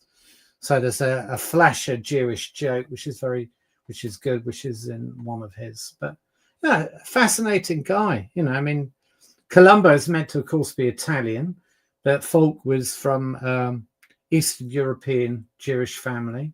As I say, blind in one eye from 3 years old, which normally meant a no-no in Hollywood. And I tend to forget when I'm watching Columbo that obviously he's got a squint, but I tend to forget he's one-eyed. And then there is an episode where another officer helps him and he goes, well, 3 eyes are better than one. And it's just a little in-joke at him. The sort of guy I'd love to have met. Rodney, what is it about Columbo? Because you feature him quite a few times on your X, and we love the content when it comes up because we just love Columbo. I mean, he's a character that's hard not to like, and it's as much about Peter Falk as it is about the character. They seem to be as one in a kind of unity kind of fashion. The actor and the character seem to have so much in common with their self-effacing modesty and that, and obviously very multi-talented, but they're not one to shout it out. What is it about Columbo that appeals to you so much, Rodney? I think it's partly the fact that Columbo physically is a slob. You know, I mean, he wears the same raincoat every single week. There's a chat show where the chat show host says to him, Johnny Carson says, you know, is that raincoat beginning to walk by itself? You know, it's disgusting. He's a slob, but of course, inside he's got a better brain than Sherlock Holmes. But I think people love the idea that this normal guy on the outside is investigating the bubble of Hollywood. You know, he's going into these palaces, the mansions that are like palaces, and he's actually pricking that bubble, and they all underestimate him. A bit like with Steed in the Avengers. People look at him and think, well, you know, you just look like a Edwardian fop, you know, or dandy or something like that. Yeah, exactly. And I think with Columbo, you know, almost always it becomes, you know, an in joke, doesn't it? Each time that these people are looking at him and sneering and thinking, well, you're not getting us. And then it will reach a point in the episode where they realize, Dick Van Dyke's character says in one of the episodes, he says, you're like a terrier that's got hold of my trousers and won't let go. Yeah, Spanky and Makoto just got hold of the raincoat sarcasm. I think of the raincoat walking by itself. Just for the record, folks, this Ketonian t-shirt was freshly washed for today. It was slightly damp for tonight's show, but it's just about dried off now. So we're just letting you know we do occasionally wash the Batman t-shirt. Just saying. Right. You've also got the charm that you've got these huge Hollywood stars appearing in 70s Columbo. So you've got people like, whether it's a Dick Van Dyke or you've got Janet Leigh, who've been in Psycho. You know, you've got seriously big actors. Big actors lining up to actually star in it. And they love that. Or you've got quite bizarre people that turn up. So you've got an episode that was actually shot on a cruise ship during a real cruise. And you've got Patrick McNee from the Avengers in it. And you've got Robert Vaughn from Man from U.N.C.L.E. with Peter Falk, you know. So you're turning up to see these heavyweight battles. Or later on, you've got Faye Dunaway. You know, Dunaway, yeah. You got these 70s heavyweight stars lining up to star in the hit detective show of the 70s, which is obviously Columbo, yeah? I mean, and sometimes negotiations will be quite fierce and some people will drop out because, well, they would demand too much. I remember at the time just reading the newspapers that some people wanted too much and it was touch and go whether they'd appear in an upcoming episode. Well, I mean, Peter Sellers, just to show you how deranged he must have been at the time, the average at that point in the mid-70s, they paid $12,500 for the guest actor. Patrick McGowan used to get more because he was directing as well. Yeah. Peter Sellers asked for $350,000. That's some ego. And that part went to Dick Van Dyke. Orson Welles was up for quite a few, but I think he wanted too much money. I'm not sure if do you know the one where there's a magician who's the murderer? It's actually Jack Cassidy. And Orson Welles was meant to be, because Orson Welles was a real magician. Really? Yeah. But again, he wanted too much money. So, you know, I mean, TV often comes down to budget. You know, it's a constant battle, you know, for someone like Peter Falk, who was a perfectionist and wanted to spend 6 weeks over every episode. Universal want it all done in 2 weeks, like a sausage factory, in, out, move on to the next one. So they were constantly at war. Didn't realize Columbo, Peter Falk was such a perfectionist, and then you've got the studio wanting it done in 2 weeks. He's trying to get it done in 6. So was there a middle ground where they met at 3 to 4 weeks? He'd walk off. Oh. And in fact, because for the first season, he wanted to direct an episode, and they said no. So he sort of arranged. I mean, this is in his book. I'm not speaking ill of the dead. This is him who said it. You know, he created a scenario with his doctor where it looked as if he'd had a nervous breakdown and he's got a cold compress on his head and stuff. Yeah. And they go, "Oh, Peter, okay, no, you know, but we didn't realize you felt this strongly," you know. And he would play up to it to get his way. Yeah, to get his way, because I think he felt, I am Columbo, because as you said earlier, there's a lot of connective tissue between the actor and the character. And he felt, I am Columbo. I want to choose who the guest actors are. I want to choose which scripts to go with, who's directing. And the bizarre thing, of course, is the only person he gave control to was Patrick McGowan, who was a control freak himself. You would have thought the two would have really not got on at all, and they became blood brothers for 25 years. Really, for that long, 25 Yeah, years? that's how long their working relationship lasted for. And yet so it's almost that weird thing of two X's make a Y or whatever it is, that actually, even though they were both sort of firebrands, that they just had this incredible bond. And Peter Falk would say, you can change anything you want in the script. You can direct all your episodes. I'll change my character if you want me to. You know, he just gave it all over. Yes. We would say as a fire sign, we get on very well with air. Just saying. Right, moving on, because we've got so much to get through. Thank you very much for the Columbo insights. You can tell you're very passionate about Columbo. Tell us about Mr. Ben, because obviously our chat will know very little about the very surreal Mr. Ben. Well, Mr. Ben, I mean, it was one of those shows I, like probably most people of my generation in the UK, watched when I was little. And it was repeated like no other show. I'm sure I'll get corrected if I've got this wrong, but I think over a 10-year period, it was on 20 times. It used to get 2 showings every year, because people think there were a vast number of Mr. Ben episodes. I think there are 13. Again, I'll get corrected. I haven't got this written down. Sure. But I just loved it. I loved the charm of this idea of this normal guy who goes into a sort of fancy dress shop, goes, you know, tries on a costume, goes through the door into a magic world. Who doesn't love portals into magic worlds? Portals, yeah. Rodney Marshall, you've said our favourite word. Tell us more. We love portals. Well, you'd mentioned Narnia. You know, you'd mentioned Narnia earlier. You know, even as a little kid, play school, you went through one of the windows. It was a magic portal. Mr. Benner's magic portals, and I think as a small child, that's a really powerful image, isn't it? The idea that I can go through a door or go into a wardrobe and suddenly I'm in an alternative universe. We've all done it as kids when we've played on our own, I'm sure. I'll tell you so what, I think Mr. Ben is just one of those, you know, it's one of those, I'm a big believer in less is more. I think often TV shows are at their best when actually they're really simple and they've perhaps got a powerful idea behind them. But we've got into a stage now where I think we feel that everything has to be overcomplicated, that story needs 8 episodes, 10 episodes to be told.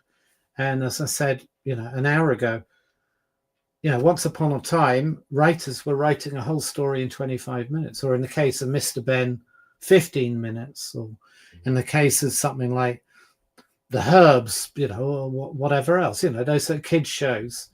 You can actually pack an awful lot into a small space of time, but that needs clever writing. Clever writing. Tell you what, Rodney Marshall, we're going to get something for you, because you've got a present for me, have you? Well, it's a present from a family member to us. Do you know who that guy is? Of course I do. Morph. Tell our chat who it is. Morph. And whose art show did he appear on? Well, you're testing me now, are you? Tony Hart. Tony Hart. Well, of course, I mean, in many ways, Morph was probably the beginning of, you know, that whole claymation, in a way. And you know, claymation has been huge. My son is getting into animation. That's what he studies, and I think there is something with all stop motion animation. There is something far more real than, for example, the sort of animation one often gets today that isn't handmade. Yes.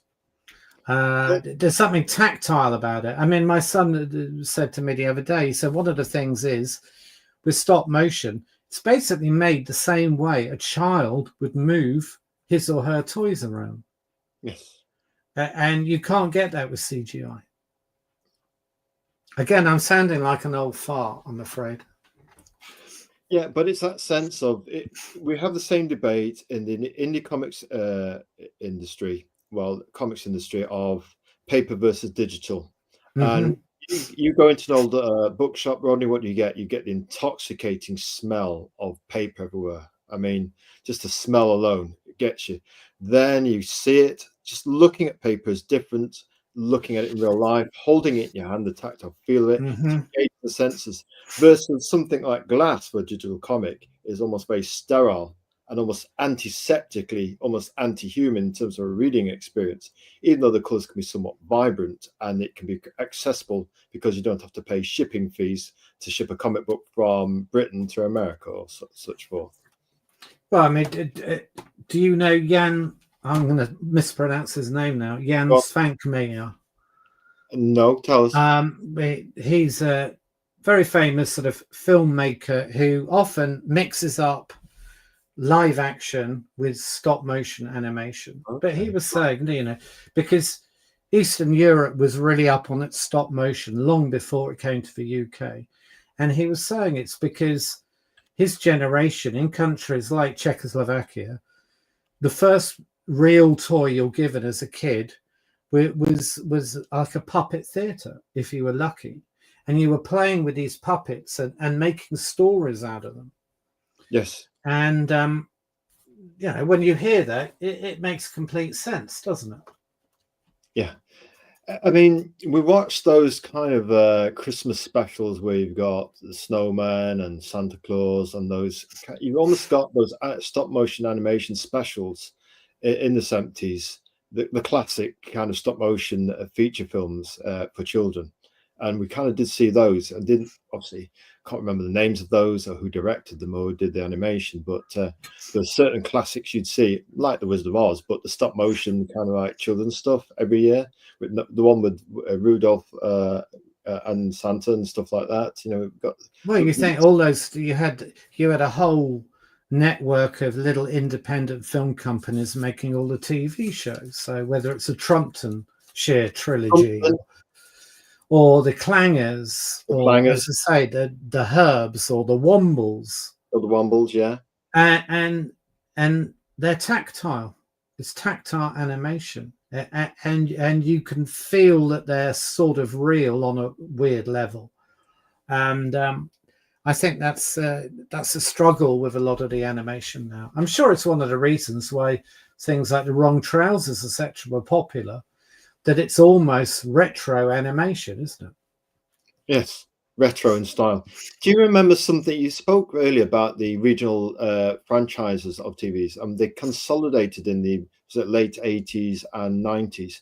So basically, you lose the individual regional flair and flavor. Do you remember something called The One Game with Patrick Malahide in it?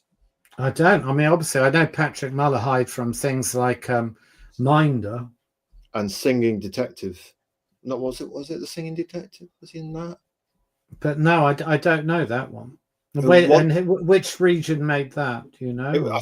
We think it was HTV. We'll link it to your DMs so you can get it.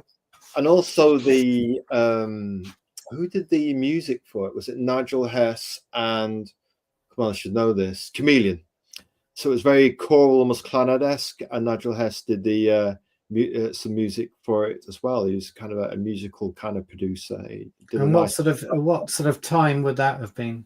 That would have been late 80s for the One Game and Patrick Malahide, because he'd just come off the back of doing the Singing Detective, or did the Singing Detective come afterwards? But obviously we did quite like Patrick Malahide in The One Game. It's kind of just when computers were coming in, all that kind of 80s-esque kind of fascination about computers and hacking and running a software company. But we'll link it to probably still quite chunky computers.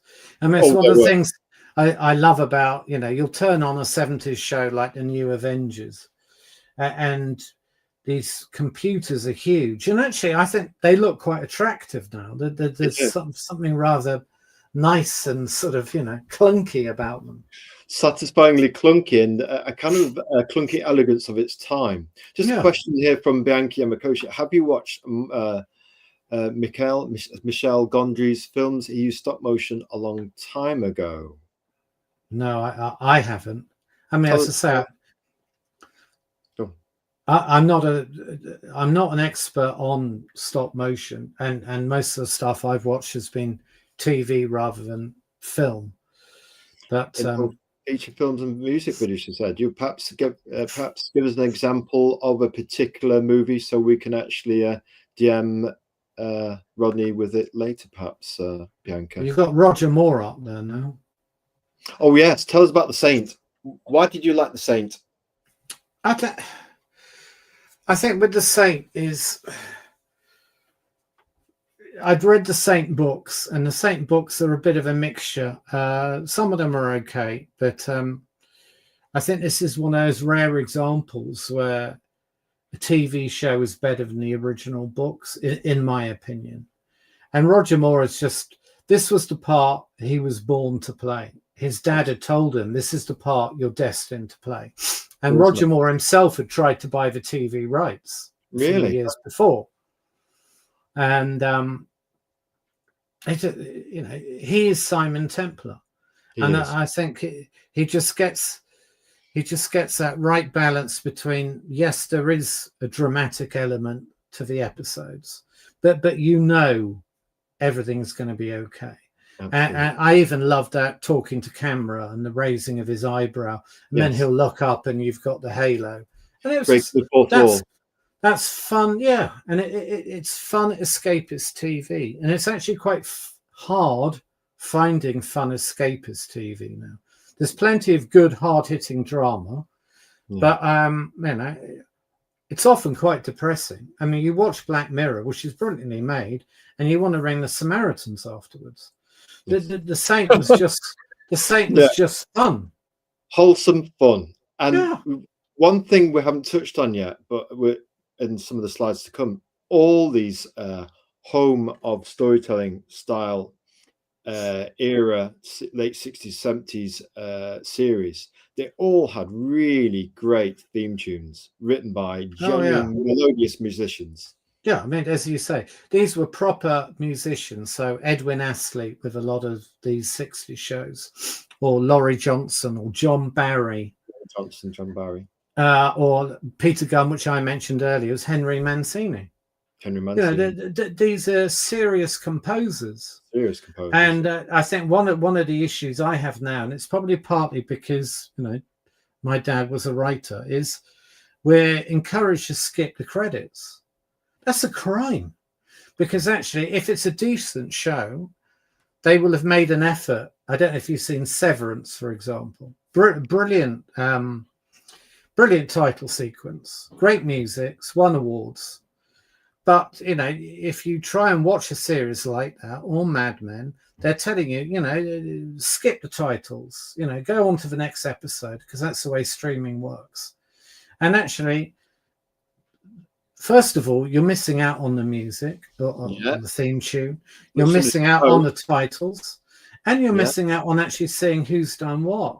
And that's a bit of an insult. I'm amazed that the unions have not stopped it. Yeah, I mean, you've got the super fast going up credits. You're basically getting all the credits squeezed so they can advertise the next program. So it's a train wreck in terms of credits. We used to like the slow scrolling credits of stuff in the 70s and 80s. That was a ritual as much as watching the introit. Yeah, and you take something like the Sweeney that we've sort of talked about a bit.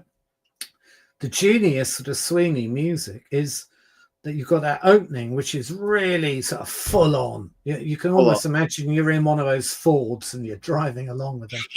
And the ending is seriously melancholic and downbeat. It's a totally different score, because the episodes would normally end that way. There's an episode of my dad's called Taste of Fear, in which an actor called George Sweeney plays this psychotic guy who's actually suffering from post-traumatic stress disorder. I don't think it's probably called that at the time. And the episode ends in horrendously downbeat form with an actor called Norman Eshley crying in a public phone box. And George Carter turns to Regan and goes, it's a tough world, Gov. And Regan just says, yeah, but keep it to yourself, George. No one else wants to know. And then cue the downbeat music. And you need that ending. It needs to end with the music. Absolutely. Spot on there. Tell you what, before we get to Blake 7, just a few things from chat. We like to get the chat involved. Of course we do. Sure. Michael Gondry directed The Science of Sleep. We shall look forward to seeing that, Bianca. We shall chase that down. And The Eternal Sunshine of a Spotless Mind. A couple of examples for you there, Rodney, to chase down. If you have any spare time to check those out, we'll perhaps send them as a DM in to you. My problem is I've now reached what my fellow podcaster Al Samudge calls Sable, stash acquired beyond life expectancy. I've just so much out there to watch. I seriously don't think I'm going to get round to it all.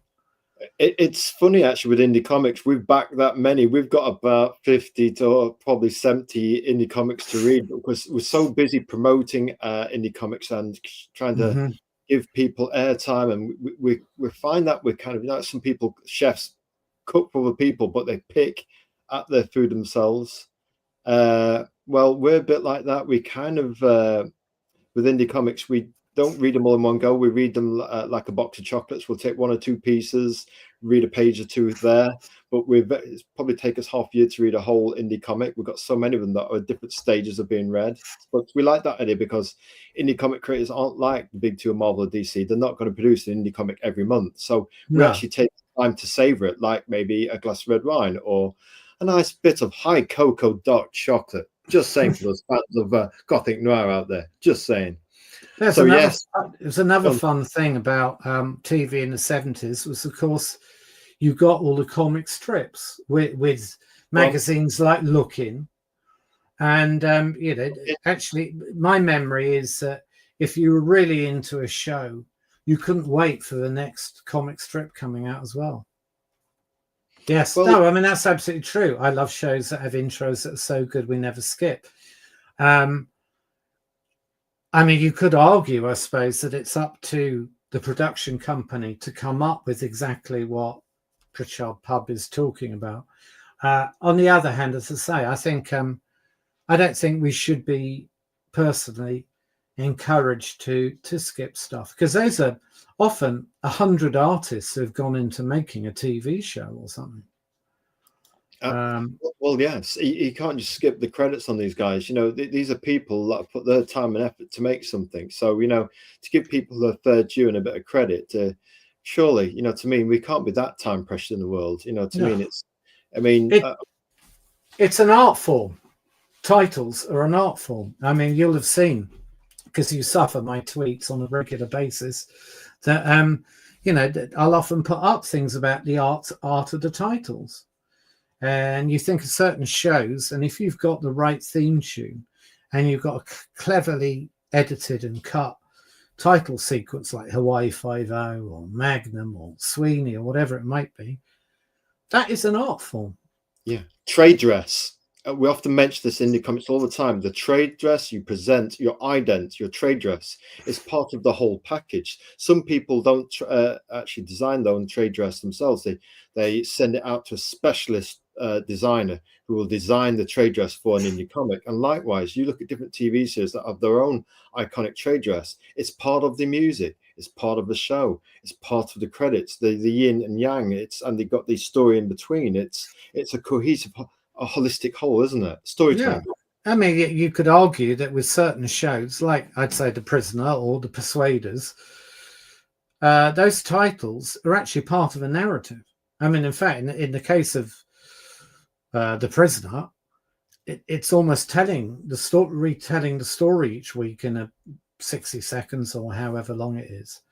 And also, I mean, it's getting you into the spirit of it. The book I edited on the 80s, we were very lucky to have a guy, Chris Wood, write a chapter. And he was designing the credits for things like Minder in the 80s. Oh, Minder, we've got that slide. And he was saying that, it is an art form combining those two. And of course, if you weren't in the room and you couldn't see the titles, that music was like a clarion call. Right, come on, get in there. Show's about to start. Clarion call. Just typing something in the chat. I was just saying to Bianca, actually, she's on fire tonight. Just saying again here, another thing, actually, regarding the last comment regarding Michael Gondry, directed The Science of Sleep and The Eternal Sunshine of a Spotless Mind. Bianca's saying here that he also directed White Stripes music video, Fell in Love with a Girl. It lasts less than 5 minutes.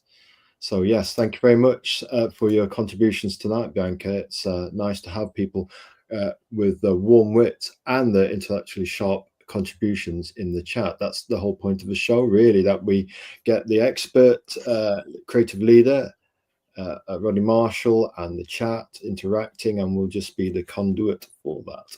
Thank you very much. Are you a fan of Blake 7? Well, now this is where we have to say, Rodney Marshall, this killed us. Hey man, are you ready for an hour rant? Because it's going down right now. I tell you what, when the BBC cancelled, we're going to use the word killed. You're going to say murdered then, weren't you?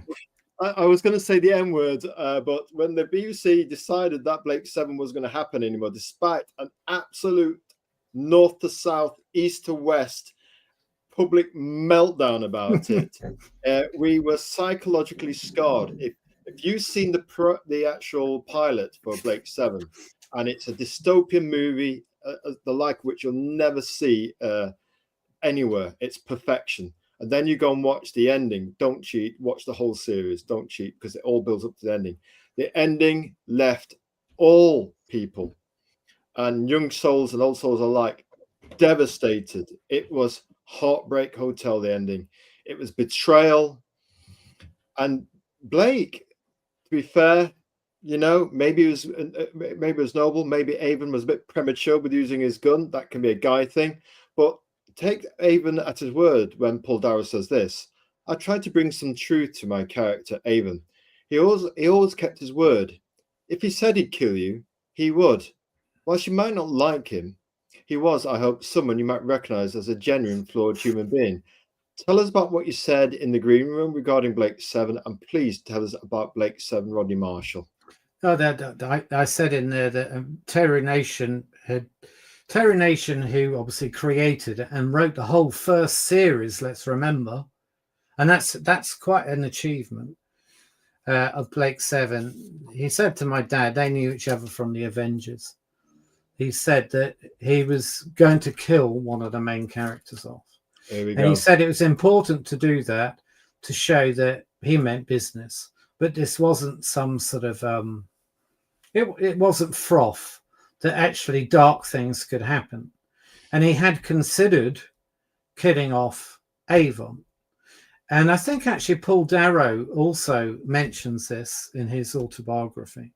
Cool. But had Avon been killed off, to me, that would have been the end of Blake 7, because Paul Darrow as Kurt Avon is the greatest thing in that show. And that's not to undermine what other people do, because obviously there's sort of the brilliantly witty dialogue he has is part of, him. That's cool. Yeah, it's part of the duo he has. But, the show survived without Blake, which you'd think would be unthinkable. How can you have Blake 7 without Blake? Absolutely. But, it's you realize early on that Avon is possibly one of the most fascinating characters, I think, in television history. Yeah. Because he's got so many layers. He's not a dark villain, but neither is he some sort of a hero either. He's so nuanced, and just when you think you've got to know him, he does the opposite of what you think. So just when you think he might leave all of them, not bother waiting for them to teleport back onto the Liberator, he saves the day. And just when you think he's going to be nice to someone, he's a bastard. And, even his relationship with Servalan is fascinating. Yeah. What's going on there, Rodney? Well, it's some sort of sadomasochistic sexual fantasy on both parts. And I think as a kid, I was probably 12 at the time, But you understood that chemistry even then. You felt that there was something going on. Yeah. But just fascinating. And I know it's come out on Blu-ray, and I haven't seen the Blu-rays, so I'm commenting without having seen it. But I know that you can now watch it with digitally improved special effects. They've done well, that's not part of the show. To me, that's like colorizing Laurel and Hardy. Yes. You know, part of the charm of Blake 7 was never about special effects. It's low budget. It's all character driven. It's all about those characters and their infighting and the wit. And it's got some sort of dark, surreal touches as well. But one thing it's never about is special effects. Absolutely. It doesn't matter if the Liberator actually is a 2-inch toy that some guy's holding up in the sky for, doesn't matter. This is a show which was never about those things, to me. We think you've actually nailed it there. We're going to have to press on. Tell us about ITC. They entertain the world. That was a very famous logo in the 70s for 70s TV. Yeah, I mean, well, the podcast that I'm part of came out of lockdown. So in 2020, Jazz Wiseman, who is a sort of ITC historian, he said, look, I'd like to do a podcast because obviously everyone was stuck inside. He said, I'd like to do one about ITC shows. And I've got to be honest, there weren't many at that point that I knew. I knew Man in a Suitcase and Danger Man because I liked them. I didn't know any of the other shows really. The Saint I'd watched a few of. And I agreed to do them with him. And then we had 3 people doing it. Yeah. And they proved to be popular. So I think some of them have had, 10, 15,000 downloads. Wow. But it was difficult for me initially because, you're doing a podcast on The Saint, black and white. Well, there are 71 episodes. And I am a bit of a perfectionist. I don't like the idea of doing a podcast and I've only seen 3. I need to watch them all. You need to watch them all so you have a fuller grasp of the body work so you can speak about it with deeper research, with authority. Yeah. And I mean, it's a fun podcast to do because the 3 of us have very different backgrounds. Jazz is, as I say, an ITC historian. Al Smudge is into direction of stuff, and I tend to be more interested in scripts and storylines, so we've each got a slightly different approach, and they're fun to do. I mean, we do them less often now because obviously the world has changed since 2020 very much, and it takes a lot of time for Jazz to edit them because he is a perfectionist. He doesn't want any ums and ers staying in there, etc. Of course. So it's every few months now rather tan once every month or so. Probably quarterly, something like that, quarterly schedule. Yeah, something like that.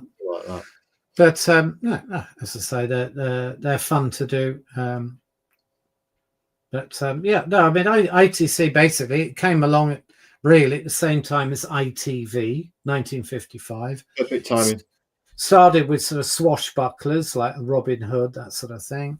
And then in the 60s, it tended to be spy-fi. So things like Danger Man or The Prisoner, Man in a Suitcase. And then, The Persuaders, have you seen The Persuaders? Well, Persuaders, we've got the champions here, but I'm going to see if we can skip. We've got quite a few actually here. We're ages. We've got it around here. There we go. The Persuaders. Go on. Tell us about the Persuaders. Well, Persuaders obviously is the beginning of the 70s, and the action adventure series really is a 60s thing. And here you've got these 2 genuine stars because ITC normally got a B-rated American guy over just to sell it to the US network. But obviously, Tony Curtis is a huge star, Some Like It Hot and films like that. Yeah. And Roger Moore had obviously already done The Saint. He's about to do Bond. and it's just this spoof, tongue-in-cheek action adventure. It's almost like a cross between action adventure and Laurel and Hardy. They often call each other Stan and Ollie in it. Well, I see Stan Ollie. And Tony Curtis was a character. I think we could say that. So he would never stick to the scripted dialogue. He just went off on a tangent, and it's left to Roger Moore to bring it back. Tony Curtis, by his own admission, he could be quite difficult. I mean, of course, the series began in farcical circumstances because he's arrested at Heathrow Airport because he's brought all the marijuana in. So that before the Persuaders has even started filming, he's front page of the, but I think the two of them were chalk and cheese, and that's why it works so well, which is often the way. With a lovely theme tune again, a very romantic theme. Yeah, I mean, John Barry again. John Barry, the Bond guy. Yeah, and you've got the split titles, which back in the 70s, 71 would have been very modern. Modern, fashionable. Yeah. The irony is the only country it wasn't popular in was the States. Interesting. Was it because it had almost a French Riviera kind of European cosmopolitan flavour? Did it not translate? No, I think it's basically because they put it on against Mission Impossible. Oh, well, you're not going to win that fight. No. I mean, the Americans, they had a tendency to buy British shows and then they'd be put up against, like a Star Trek or a Mission Impossible. Well, that, no pun intended, you've made it Mission Impossible for it to get a big viewing figures. And I think it's one of those weird things. My theory is American TV translates to Britain brilliantly. I don't think British TV translates to America. No, I don't think. And that applies to sitcoms, and I think it certainly applies to straight drama as well. I mean, or soaps like EastEnders and Coronation Street. They probably need a translation dictionary to actually understand what's going on. Imagine the Sweeney in Texas. You wouldn't know what the hell was going on. No. And yet, as I say, weirdly, it doesn't work the other way. So, the sort of humour you might get in a Frasier, a lot of British people will get that humour. But Only Fools and Horses would not translate into Porridge. None of these things would. No. I guess it's because, in a way, we are the 51st state of the USA from some point culturally. On the receiving end of cultural imperialism, are you saying? Go on. Well, I'm not going to go that far because I'd be a hypocrite because a lot of my favourite stuff is American. I'm, you don't have to approve of a country's sort of political philosophy to enjoy its culture, do you? And of course. America has produced some utterly brilliant television, and we have to bear in mind we've always been behind America. So that's why my dad went out to the States in '59, because he wanted to learn how Americans were making TV. I see. Yeah, to get ahead of the kind of technological curve, the storytelling curve, get ahead of the game almost. Well, you think, in 1950, a lot of American households already had a TV. In 1950 in Britain, most people had never seen a television, never mind had one in the house. It's only really in the 60s it becomes part of our culture. Well, by the 60s, most Americans have been watching TV for a decade. And as I say, that they do make some, I think it was in the green room, I said to you about Hill Street Blues, which is my dad's favourite cop show. They make some quite daring stuff, or a Twin Peaks, or whatever the shows. There's some really inventive stuff out there. You can't dismiss something because it's from the USA. Well, you can, but I think you're foolish. Yeah, it's about, to me, every cosmopolitan region on the planet can offer something good. It's about that vision, isn't it? That seminal energy. We can always appreciate an authentic storytelling voice, no matter where it's coming from. Yeah, and I think it ironically, we've probably suffered because we speak the same language as America. So I lived in France for years, and the French film industry is far more vibrant than the British. Absolutely. Some fantastic French films, really weird ones, some hilarious comedy, some really dark dramas, because they can't rely on, obviously American films will be shown over there dubbed, but they need their own film industry. And they're quite even when, as well, aren't they, of their film industry and their language? Because yeah, obviously they don't want to be swamped by cultural imperialism. I mean, that's probably a stronger term, but they're yeah. very protective of their French identity in terms of their culture. I mean, we went to the French Angoulême International Comic Book Festival. Well, that's where we lived. You lived in Angoulême? We lived just outside Angoulême, and of course, in Britain that might not mean much, but it's the centre of the animation, as you know. Not only the festival, the university there, runs animation courses, and and they've got the comic strips on the walls, and that in the village, and on the rock basically at the top of this ancient kind of town, and just 250,000 people of all ages. We were, shall I say, testing a secret prototype product back then at the International Comic Festival. 250,000 people went through it. Very cosmopolitan, very into the comic book culture. You went to local library, there's hardback graphic novels of every type of genre, every type of style, every different type of size. Nothing standardized about it, just deeply passionate about their comic book culture or storytelling culture, Yeah, and no, and as I say, well, cinema, it's a French word. Noir, it's a French word.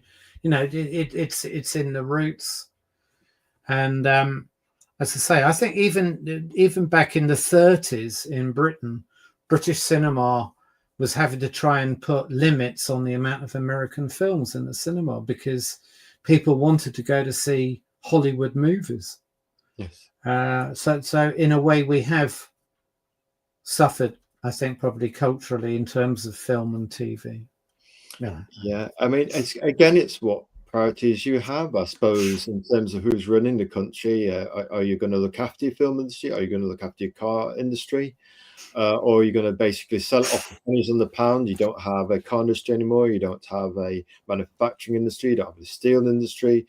You become just this kind of service industry country where you don't manufacture anything, you don't make anything. But the truth of the matter is there are people out there who are natural storyteller appreciators, people out there still flying the flag for storytelling. You know what I mean? It might not be to Hollywood scale, but there's plenty of innovative storytelling, as we found out really fine for the storytelling out there in indie comics and even in gaming. There's independent gaming that's taken off, independent filmmaking that's turning off, people doing their own animation, people doing their own movie productions. It might not be Hollywood level yet. No. But we're trying. And it doesn't need to be big budget. No. Often the best films are on minuscule budgets. And they're films that actually surprise, the film companies by, becoming quite popular. Despite that, I mean, you think of how successful, in retrospect, a film like With Nail and I has been. And, that's a film made, for 5p. I'm exaggerating, but, on a tiny budget. And I'm sure that applies to lots of things. I think the only thing you need to be a really interesting storyteller is you need to read or listen to stories. I don't believe it comes from nowhere. I think that if as a kid you can get into whether it's Tinted or it's Charles Dickens, it doesn't really matter. But if you can get into the art of storytelling, which is magical, yes, then there is a chance that you will do something. It's primordial magic, isn't it? Storytelling, in the magic of words, very much so. Sigils, what I mean, and fill that container up when you're young, and then keep reading. And basically, when it comes turn to pour your storytelling into another vessel, you've got something to say because you've read, you've experienced, you've been pollinated, and you've had creative seeds planted from the stuff you've experienced. I think there is a cutoff. But weirdly, I mean, as someone who was a teacher for 20 years, I could introduce creative ideas to 10-year-olds and they would all lap it up and come up with something brilliant out of the box. Yeah. At 13, it was too late. It's, oh, that's silly. I don't like the idea of that. It's not realistic. Well, why do we have to write stories? But if you can get them hooked on the magic of telling stories, you can get incredible stories from 8, 9, 10-year-olds. Absolutely, absolutely. That's such a fertile age in terms of imaginations. It's an open mind as well. Open mind. It's like you say, it's an open mind, isn't it? Yeah. It's quite sad that those minds often close, but it almost seems that we're moving into an era of closed thinking and closed minds. To what dark agenda we don't know, but we would say that trying to keep. One thing we do like about looking at the indie comics community over the last 2 years of growth in terms of our storytelling community is that there are thousands of people getting into creating their own stories. So there is hope of a kind of renaissance at the wild frontier of indie comics. And that augurs well for people who might want to move on to, perhaps in time, create a movie of their indie comic. There are people who perhaps have decided to go down to the comic, well, not so down to the comic, but do a comic because it's got a low gate in terms of production, and you can print on demand and such that, and you can scale how many units you print according to how big your audience is, because it's cheaper than making a movie, basically. But like you're saying, perhaps we're moving into an era where you can make a budget movie now for 5 pence with the new technology, the new digital cameras, perhaps the distribution network you've got on, for example, the internet. Basically, you've got 4 to 5 billion people on the internet. You've got YouTube. You've got an iPhone. Go and shoot your own budget movie for 5 pence. As long as you've got a good story and you've got some experience or some passion to want to tell that story. Perhaps now we're in the era of indie movies, maybe like never before seen. Yeah, and we were talking about Blake 7 earlier. It's a perfect example of powerful storytelling on a shoestring budget, really, because it's all, most of it's in the imagination and most of it's in the dialogue. Yeah, it's in the head, and that costs nothing. Tell you what, we did enjoy your Champions post, and the actual you've got obviously people in glamorous suits. You've got a distinct cast with a distinct premise. They've got these supernatural abilities. Got a cool name called the Champions. Great theme tune, again, from this home of storytelling era, what we call it the home of storytelling, because obviously maybe we grew up with it, maybe it feels like home to us. Somebody who's maybe born in the 90s or the noughties might not see things the same way. A post-millennial generation might see things very differently. But they're actually not, obviously, in the place. There's shot against a blue screen, and it's maybe some stock of the fountain. Tell us about this, please. Yeah, well, I mean, they didn't have a clue what was happening. So the producer of the show, Monty Berman, who's infamous for saving every penny he could, his poor wife, whenever they went on holiday, he spent the whole time shooting footage, which he could then use in the TV shows. And he'd gone out to Geneva and shot that famous fountain. And those 3 actors were just told to stand in front of this blue screen. I don't think they were even told what it would look like when it went on TV. But, that's part of the magic of storytelling in the 60s, is that you could shoot a whole episode on a film backlot like at Elstree, have a bit of stock footage of Rome, a bit of Italian music. You put up Rome, and people were quite happy to accept that. I believed it. We believed it. And look at the trade dress that you mentioned earlier. That somebody designs the credits, the trade dress, very important. It gives the Champions a distinct flair. Well, I mean, as I said, Chaz, who I mentioned earlier, that's his background, typography. And typography in the 60s, it's really quite arresting. A lot of the styles, they grab your attention. From the Saint to the Champions, for example. Yeah. And as I say, the Prisoner had a particularly sort of unique typography. I can't actually remember off the top of my head what it's called. But even here, actually, the Avengers had its own style in black and white. They were saying the surreal kind of quality to it. Do you know what I mean? Almost like a noirish carryover from those noir movies that had gone before it. And obviously, you teleplay by Roger Marshall, yes, your father, yes. Yeah, I mean the episode, the picture on the right is not from one of Dad's. They're different episodes, but yeah, no, I mean black and white suited the show, and of course you had directors, as we said earlier, coming to it who were used to black and white, and you've got the wonderful way, you know, these cinematographers who lit these sets, they were artists. Yes. And you can't get an image like that in color. No. Because whatever you gain, so Mrs. Peel might look fantastic in a green jacket or whatever, but you lose something, and you lose that. Robert Banks Stewart, who wrote shows like Shoestring, etc., and wrote for the Avengers, he said you lose the menace. Yes. You know, you do lose something. It's no coincidence that, you know, you've got someone like Hitchcock who chose to make films like Strangers on a Train in black and white. Could have made it in color. Yeah. It wouldn't have looked nearly as good. Is there something primordial about that, you know, being in caves and the darkness of night and the ever-present danger of maybe being eaten by something or clubbed to death by a riding fire? We sometimes wonder if there's something primordial about our Lord. I don't know, because Stone Age men, they painted in color in their caves. They sure did. But I think if you just look at that teleplay by Roger Marshall, how clean cut is that?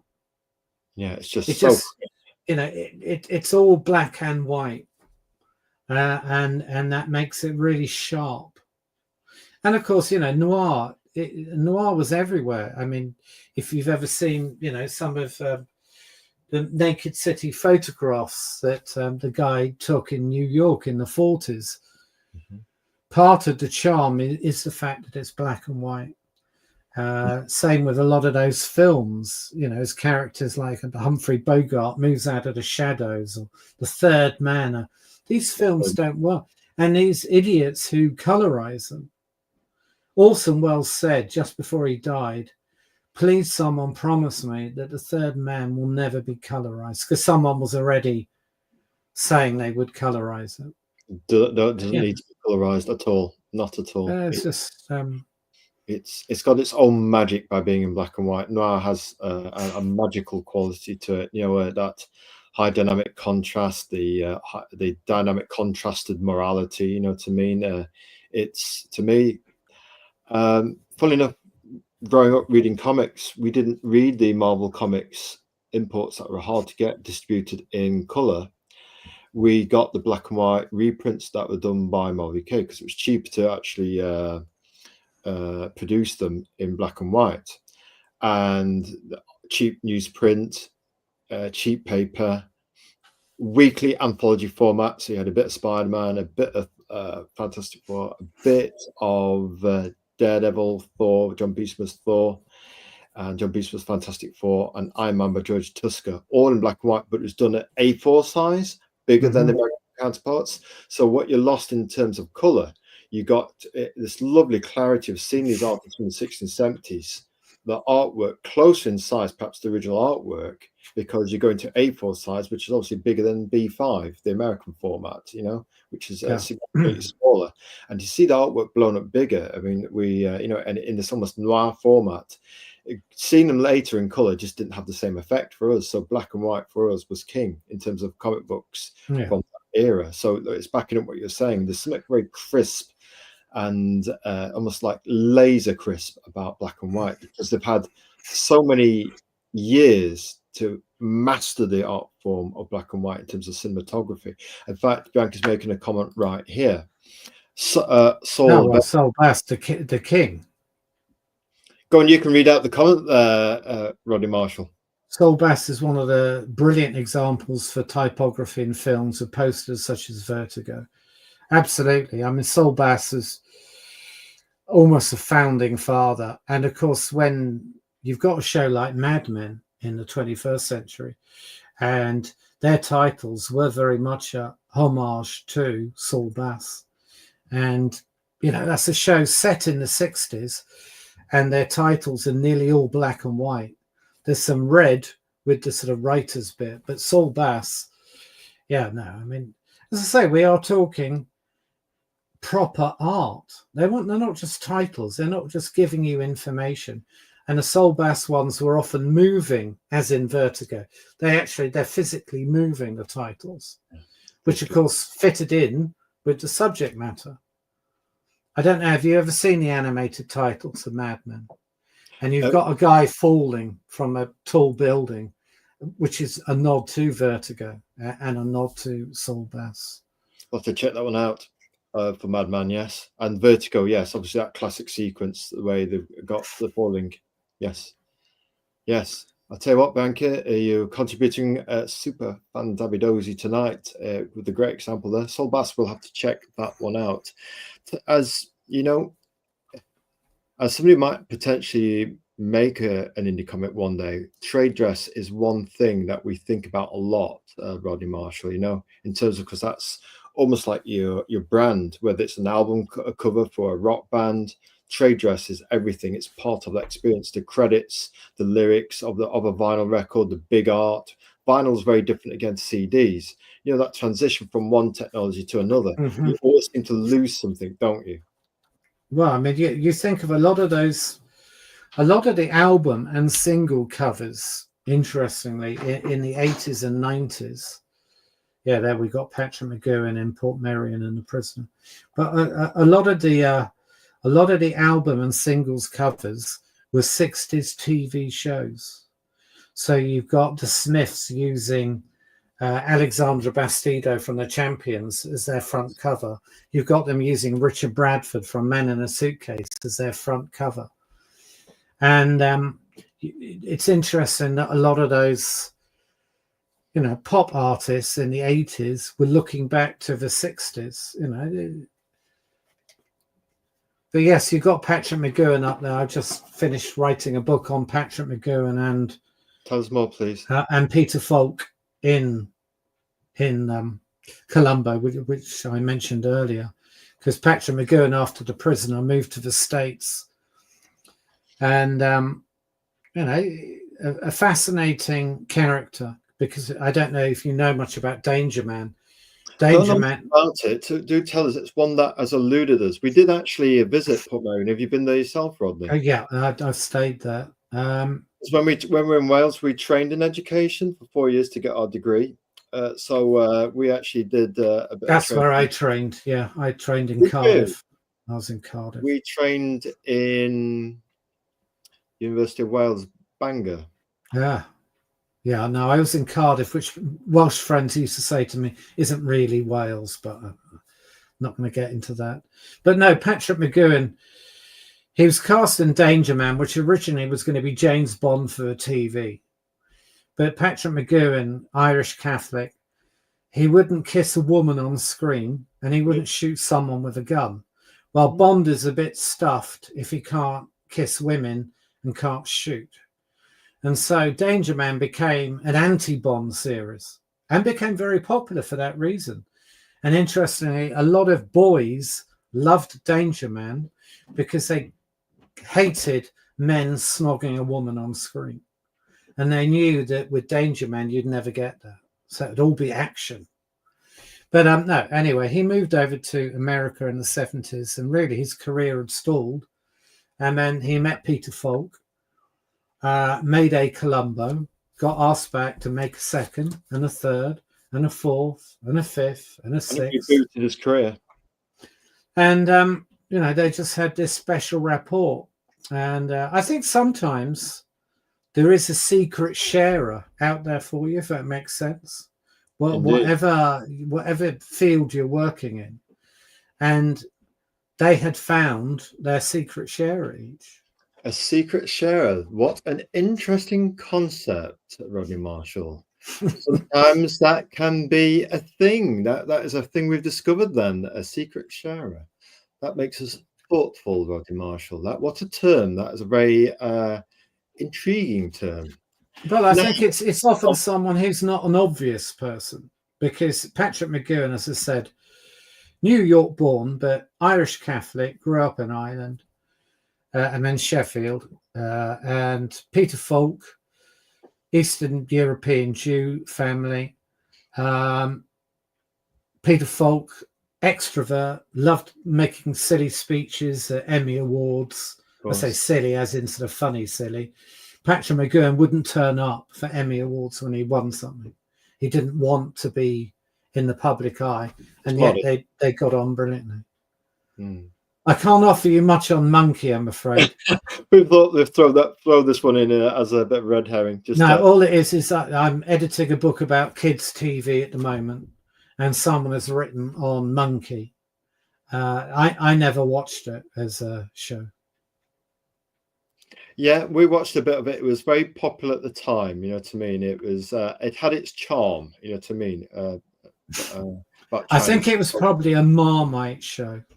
You either loved it or hated it. It had its own wacky sense of humor, and it was mythology with comedy. A comedy, a divine comedy. It had its own unique charm, and it was quite popular. It was on BBC Two for a few years. Yeah, the guy who's written this essay for me is a very interesting guy, and he's written for me before. But he's written a whole chapter on foreign language kids' TV. And in the 70s, we had a huge amount, 60s and 70s in Britain. There's a huge amount of French, German, Japanese. I'm not sure we get any live action foreign shows. I mean, someone will tell me.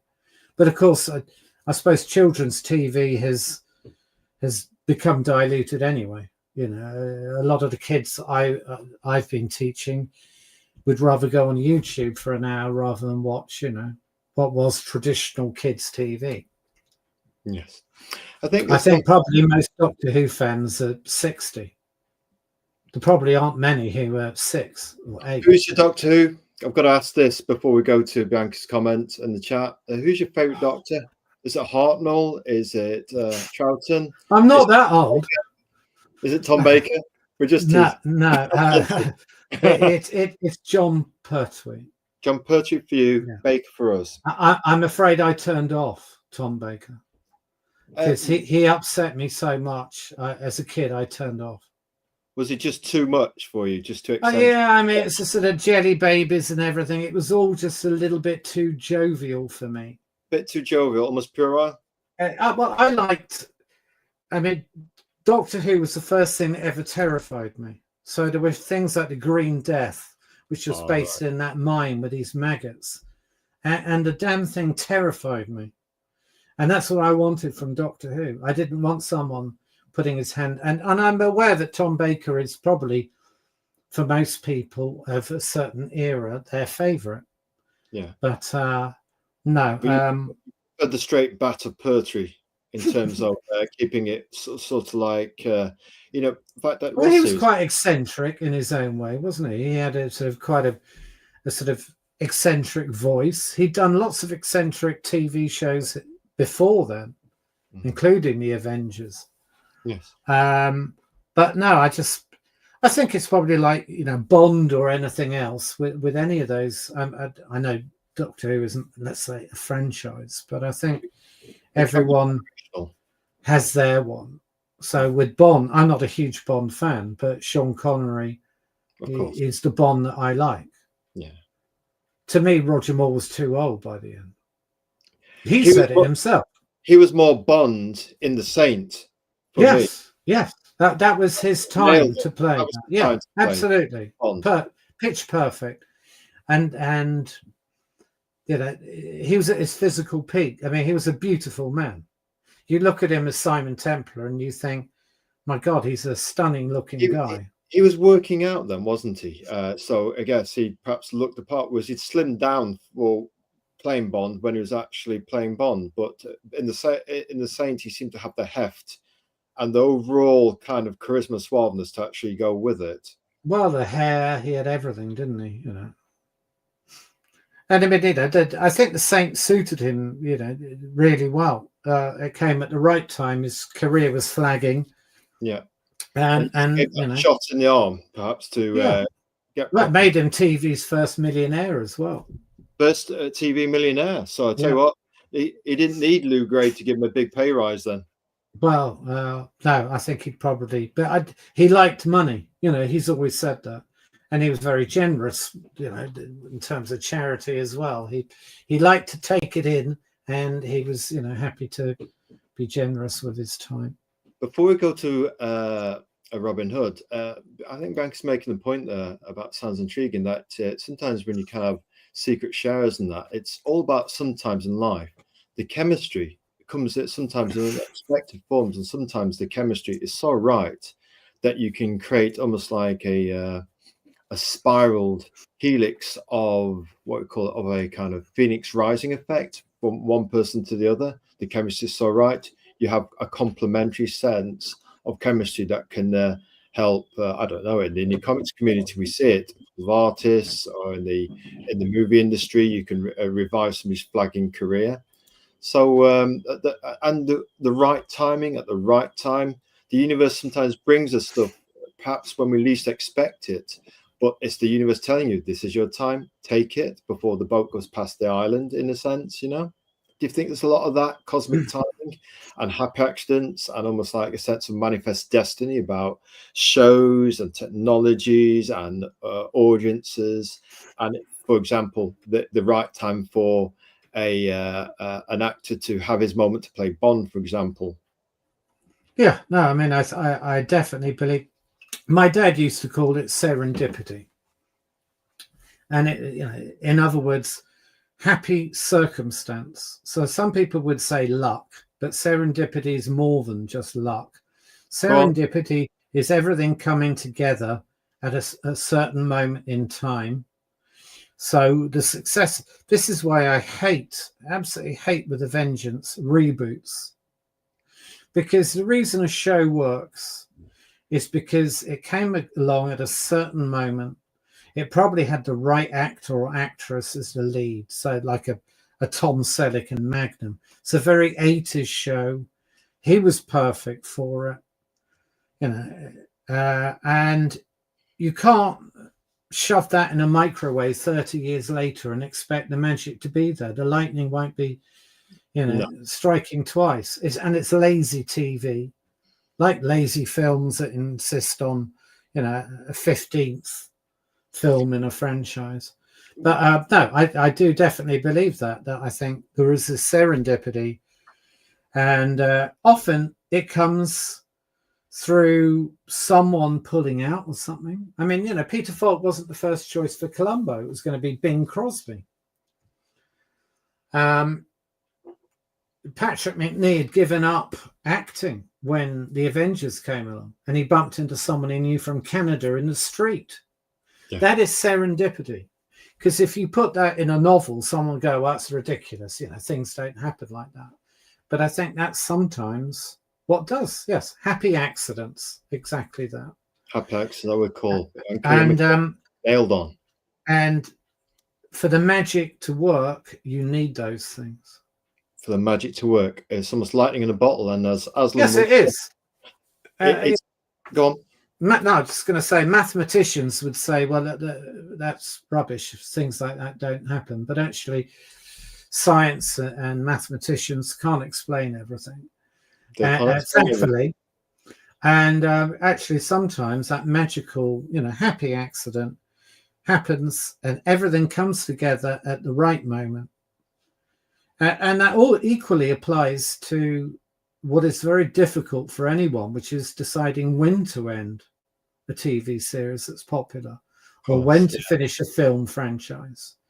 Because the worst thing you can do is carry on until actually your audience is sick and tired. Yeah. I mean, I'm going to have to disagree with you on Blake Seven. I think Blake Seven, to me, is finished the minute the Liberator goes. Absolutely. Because I think that tin pot blimmin' thing they put in the 4th series, it looks ridiculous. Slave, who was the sort of like the machine, is equally absurd. Yeah. I think it really loses the magic. Otherwise, I agree, it could have carried on and on. Yeah. Because Paul Darrow would have carried on. Yes, no doubt about it. And as long as you still had Paul Darrow. And the Liberator. Yes. I mean, how you can end Blake Seven on an episode that doesn't have Servalan in it I mean, that's just heresy. It probably was heresy. You make a fine point there. You got me there dead good. I mean, the Liberator, even ahead of the Millennium Falcon, is the best sci-fi starship ever. I'm going to say it, ever, absolutely. And you've got to see that ship. It's what a piece of spaceship design. And obviously, Avon was the spine of Blake 7. Blake might have been the heart at one point, but Avon was like the spine of a series. We take him out and it just falls to pieces. That and the Liberator, it's gone. Well, I mean, but you know, Blake is quite full of himself. I'm talking about the character, not the actor. Of course. And Blake thinks he's on some sort of holy mission, when actually quite often people say to him, well, you know, are you that different from the, you know, from the people you're trying to usurp, etc. With Avon, he's not holier than thou, and he says it as it is. Yes, he certainly calls it as it is. There's no escape from Avon's razor sharp wit. He is ice cool, and there is that tension amongst the crew when he's around. He has that brooding, ice cool presence. Blake 7, we could watch again right to the point the Liberator dies, and that's probably where the series probably should have finished. 1984, Richard Carpenter takes the Robin Hood myth, adds fantasy. Tell us about it, Rodney Marshall. Well, this is... We often divide TV shows into children's TV and adult TV as if there's a simple boundary between the two. And I think a lot of the most exciting TV exists somewhere in the middle. Now, some people will say family TV, but yeah, it doesn't have to be that. But Robin Hood was the perfect example. It sent Mary Whitehouse into meltdown. She hated it. It had some of the best music you'll come across. You know, the Clannad music in it, and of course, Richard Carpenter had invented a Robin Hood who isn't English. Robin Hood is Celtic in the Richard Carpenter series, and everything about it was special. You know, it had magic. It had, as it says up there on the screen, you know, sorcery, paganism. It had a bit of everything. And as a teenager, you either fancied Judy Trott or you probably fancied Michael Pride, or maybe both. It was quite a glamorous show, and yet actually it was quite tough as well. And it was one of those shows that just refused to be pigeonholed again. Yes, had a bit of everything in it. Had a bit of everything in it, and the very atmospheric music. Anybody who's not listened to Clannad's Legend album, not a duff track on it. We've got the vinyl of that, and we can say it's an atmospheric ambient listen. You could basically draw and listen to that while you worked. Absolutely immersive ambient experience. Well, it's an example, isn't it, of where music isn't just backdrop. No, the music becomes part of the actual show. It's integral to it. Yeah, and it's interesting. We made that point actually a few times on X when we've posted, is that music can be a great bedfellow for indie comics as well. Obviously, in movies and music, and TV, it's more obvious. But to get it so well integrated as Clannad did it with Robin Hood Show was excellent. I mean, there are some examples where music, like Star Wars, George Lucas said, when he heard John Williams' score for Star Wars, it took it right over the edge. That's when Star Wars had arrived for him as the creator. That, you know, that magic of John Williams is, in terms of the film score, is just makes Star Wars a magical, indelible experience. You know? Yeah, no, definitely. And as I say, when videotapes had just come out, and my dad was working at Granada at the time, and they would, when one of his episodes had been made, they would send us the videotape, so we were the first of the people to see it. Well, my dad was, and it wouldn't have the music on it. And it's amazing if you watch a TV show which relies on music and it hasn't got it in there, you suddenly realize you're only watching half of a show, if that makes sense. Yes. And yeah, it's just It can be a driving part of the experience. It can be a driving part of the experience.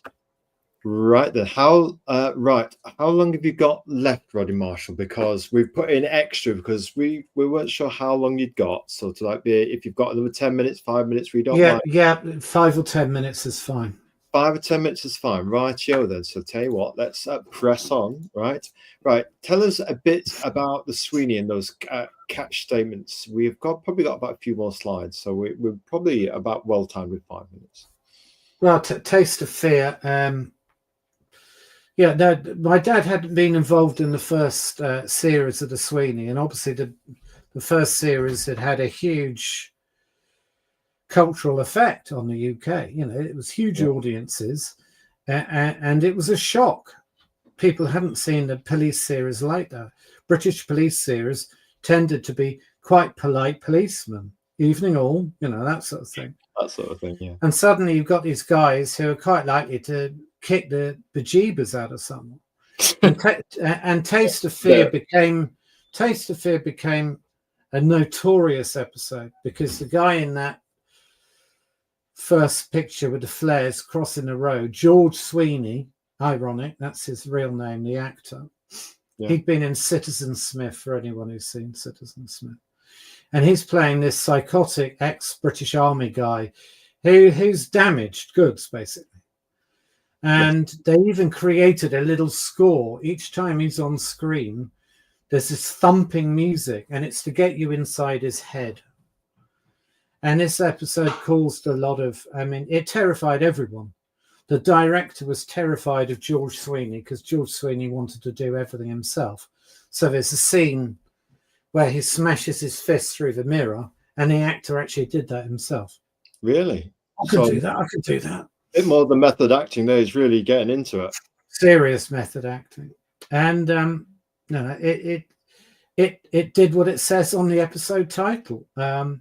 It was an episode that really terrified people. It must have terrified me, being aged 9 or whatever I was at the time.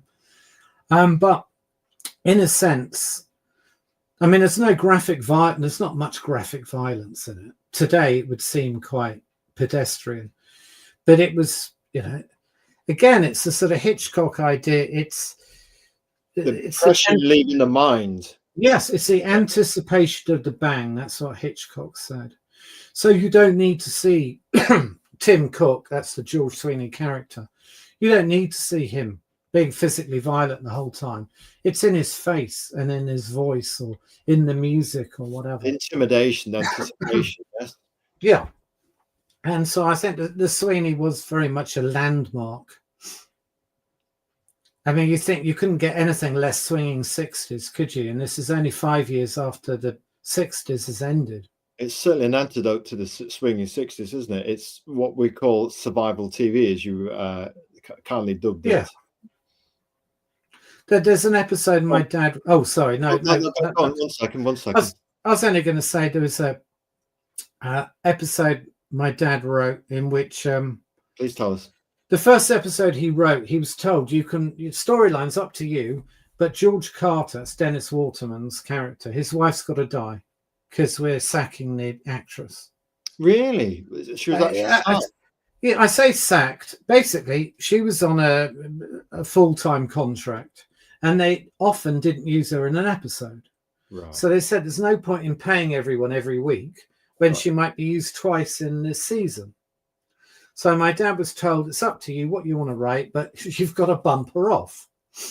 And so there's a scene where George Carter, Dennis Waterman's, found out his wife's she's been killed in a hit and run. The baddies were trying to kill someone else, but she'd borrowed someone's coat. Yeah. And John Thor's character says, well, look, I'll stay with you in the house if you want, and we'll drink down to the label. He's got a bottle of whiskey he's brought round. And it's an example of how the Sweeney was quite subtle at times, because that's how two men like that would bond.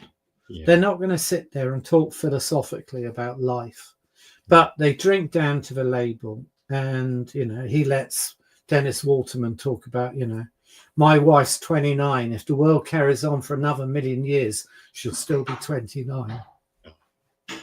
Yeah, one of the most touching Sweeney moments. That one of our favorite episodes, and an absolute beauty of a well, one of the crowning achievements of the Sweeney, that episode. Pity that Carter had to lose his wife. Actually, she was an interesting counterbalance. To have the Sweeney, as tough as they were, to have a softer element in their lives. Right. We've got a couple of minutes left. What advice would you give to young aspiring storytellers, Rodney? The really simple answer to that would be read, watch, listen. The stories. Because there is nothing brand new out there. The emperor's new clothes. Everyone is finding a unique tweak on, there probably are only half a dozen basic storylines in the world, but you can create magic, and you're more likely to create magic the more you've read. And there's so much fantastic timeless stuff out there. The sort of thing I used to love, and kids I taught for generations used to love, things like the Arabian Nights. They're timeless stories, and they all come with fantastic illustrations. They all start with the cliched, once upon a time, or one day in the souk, or whatever they start with. And as soon as you hear those words, you're in it. And you can't create I don't think, without seeing what has been created before. And that doesn't mean copying. It means realizing what a rich tapestry there is out there. Yes, and to draw upon it as a source of inspiration. Yeah, exactly. Tell you what, where can people find out more info about your books, your Rebus updates, your books on survival TV, your books, well, 40 of them? Where can they find out this information, Rodney? Well, I mean, in terms of, obviously, if you follow me on Twitter, you'll get probably more than you want. I do tend to tweet quite a lot of stuff. No, we love it. When it comes to our timeline, it's just pure liquid gold. But I mean, a lot of them are threads. So if you're not interested in the thread, you don't need to read the rest of it. I don't very often advertise my own books on Twitter, because that's not really, I don't feel comfortable doing that. So, I mean, if people want to see the books that I've edited, I think there's about 40 of them, mostly about TV and film. There are a few on football. There's one on Oradour, which was a French village which was obliterated in the Second World War. So I've done different subjects. They're all published on Amazon. So if you go onto Amazon Books and you put in my name, all the titles are there. And obviously you can click on the title and see what the book is about. But as I say, I don't tend to talk much about my own books. What I tend to do is, if I'm researching for a book like Columbo, a lot of my tweets in the last year have been Columbo, because I've just written 2 books on it. So it's in my head, as it were. Yes. So whatever project I'm on, there'll probably be quite a bit out there. But no, TV, film are the main topics. I'll occasionally go off with something else. You won't ever find any political tweets from me. Keep the drama inside the actual content of what we enjoy, which is, in our case, movie and film. Yeah, these products speak for themselves, where perhaps they buried their quote unquote politics in clay feet. But it was. I think that one of the things I find intriguing, because obviously you get to know some of your ex-Twitter, audience and people who I follow. Yes. And there are people who would be politically, I would consider, quite extreme or opposite of me. And yet they're into TV shows that are quite left field. So I think that's one of the beauties of TV and film, that whatever your politics, you could come to Blake 7 and enjoy it. You could come to Survivors and enjoy it. Doesn't matter whether you're Labour, Tory, neither, Reform, whatever. Absolutely. You could come to Survivors and think, wow, just because, again, it's such a good story. We're going to watch Survivors. That's one for us to hunt down. We'll check out your tweets. Well, honestly, that first episode, I wouldn't bother with the remake, which I think was pretty poor. But the original 70s Survivors, that first episode, The Fifth Horseman, Her performance, the actress in it, is one of the best I've ever seen. And in terms of what you fit into 50 minutes, you know, an episode that starts with this posh lady playing tennis against a machine in her little, you know, in her large country garden, and it ends basically with her living almost like a hunter and gatherer in 50 minutes. Stunning. Yeah, that is going to be one. Sometimes you get great pilot first episodes, and that is one for us to track down on Survivors. Hey, if Rodney Marshall, the home of storytelling as we dub you, a place we can go to and it feels like home. If you give us a recommendation, we'll be checking it out, and we'll be certainly be watching that one as night follows day. Now, what we can say is thank you very much to Bianca Yamakoshi. She's the pleasure is mine, Azrael. It's been a joy being chatting to the both of us and contributing with some razor sharp contributions in terms of films and animation and different subjects. It's great to see people contributing to the chat and being part of the show. That's what makes it. I appreciate that. Really, thank you again, Bianca. Gothic Noir Yamakoshi, much appreciated. And Pritchard Pub there saying, have a great one, everybody. Thank you very much for coming into the chat at Pritchard Pub. We shall be following you very closely as well. Look forward to seeing you in the chat in the future. Maybe we'll have a little look on your show sometime, huh? We seem to have a noir thing in common as well. We've got a couple of noir fans in the chat tonight, which appreciated. Now then, what can we say? Thank you for being our special guest, Rodney Marshall. We wish you well and Godspeed, but it's an absolute honor. We kind of hoped we could get you on the show one day. We thought we'd just ask you in the DMs, and we thought, you know, this guy, he's got a famous dad. He's got his own famous thing going on. He's got rich lore, it's heritage, it's movie making, storytelling magic. If we could get somebody like Rodney Marshall on the show, it would be magic and a privilege, and it has been an absolute heavyweight. Special. Oh, it's very, very kind of you to say. And I mean, I think the thing is, whatever area we're in, whether it's animation, whether it's comic strip, whether it's TV, whether it's film, we're really talking about the art of being creative and storytelling and the excitement that brings and the buzz. And so again, it is blurred boundaries, going back to my Rebus title, isn't it, really?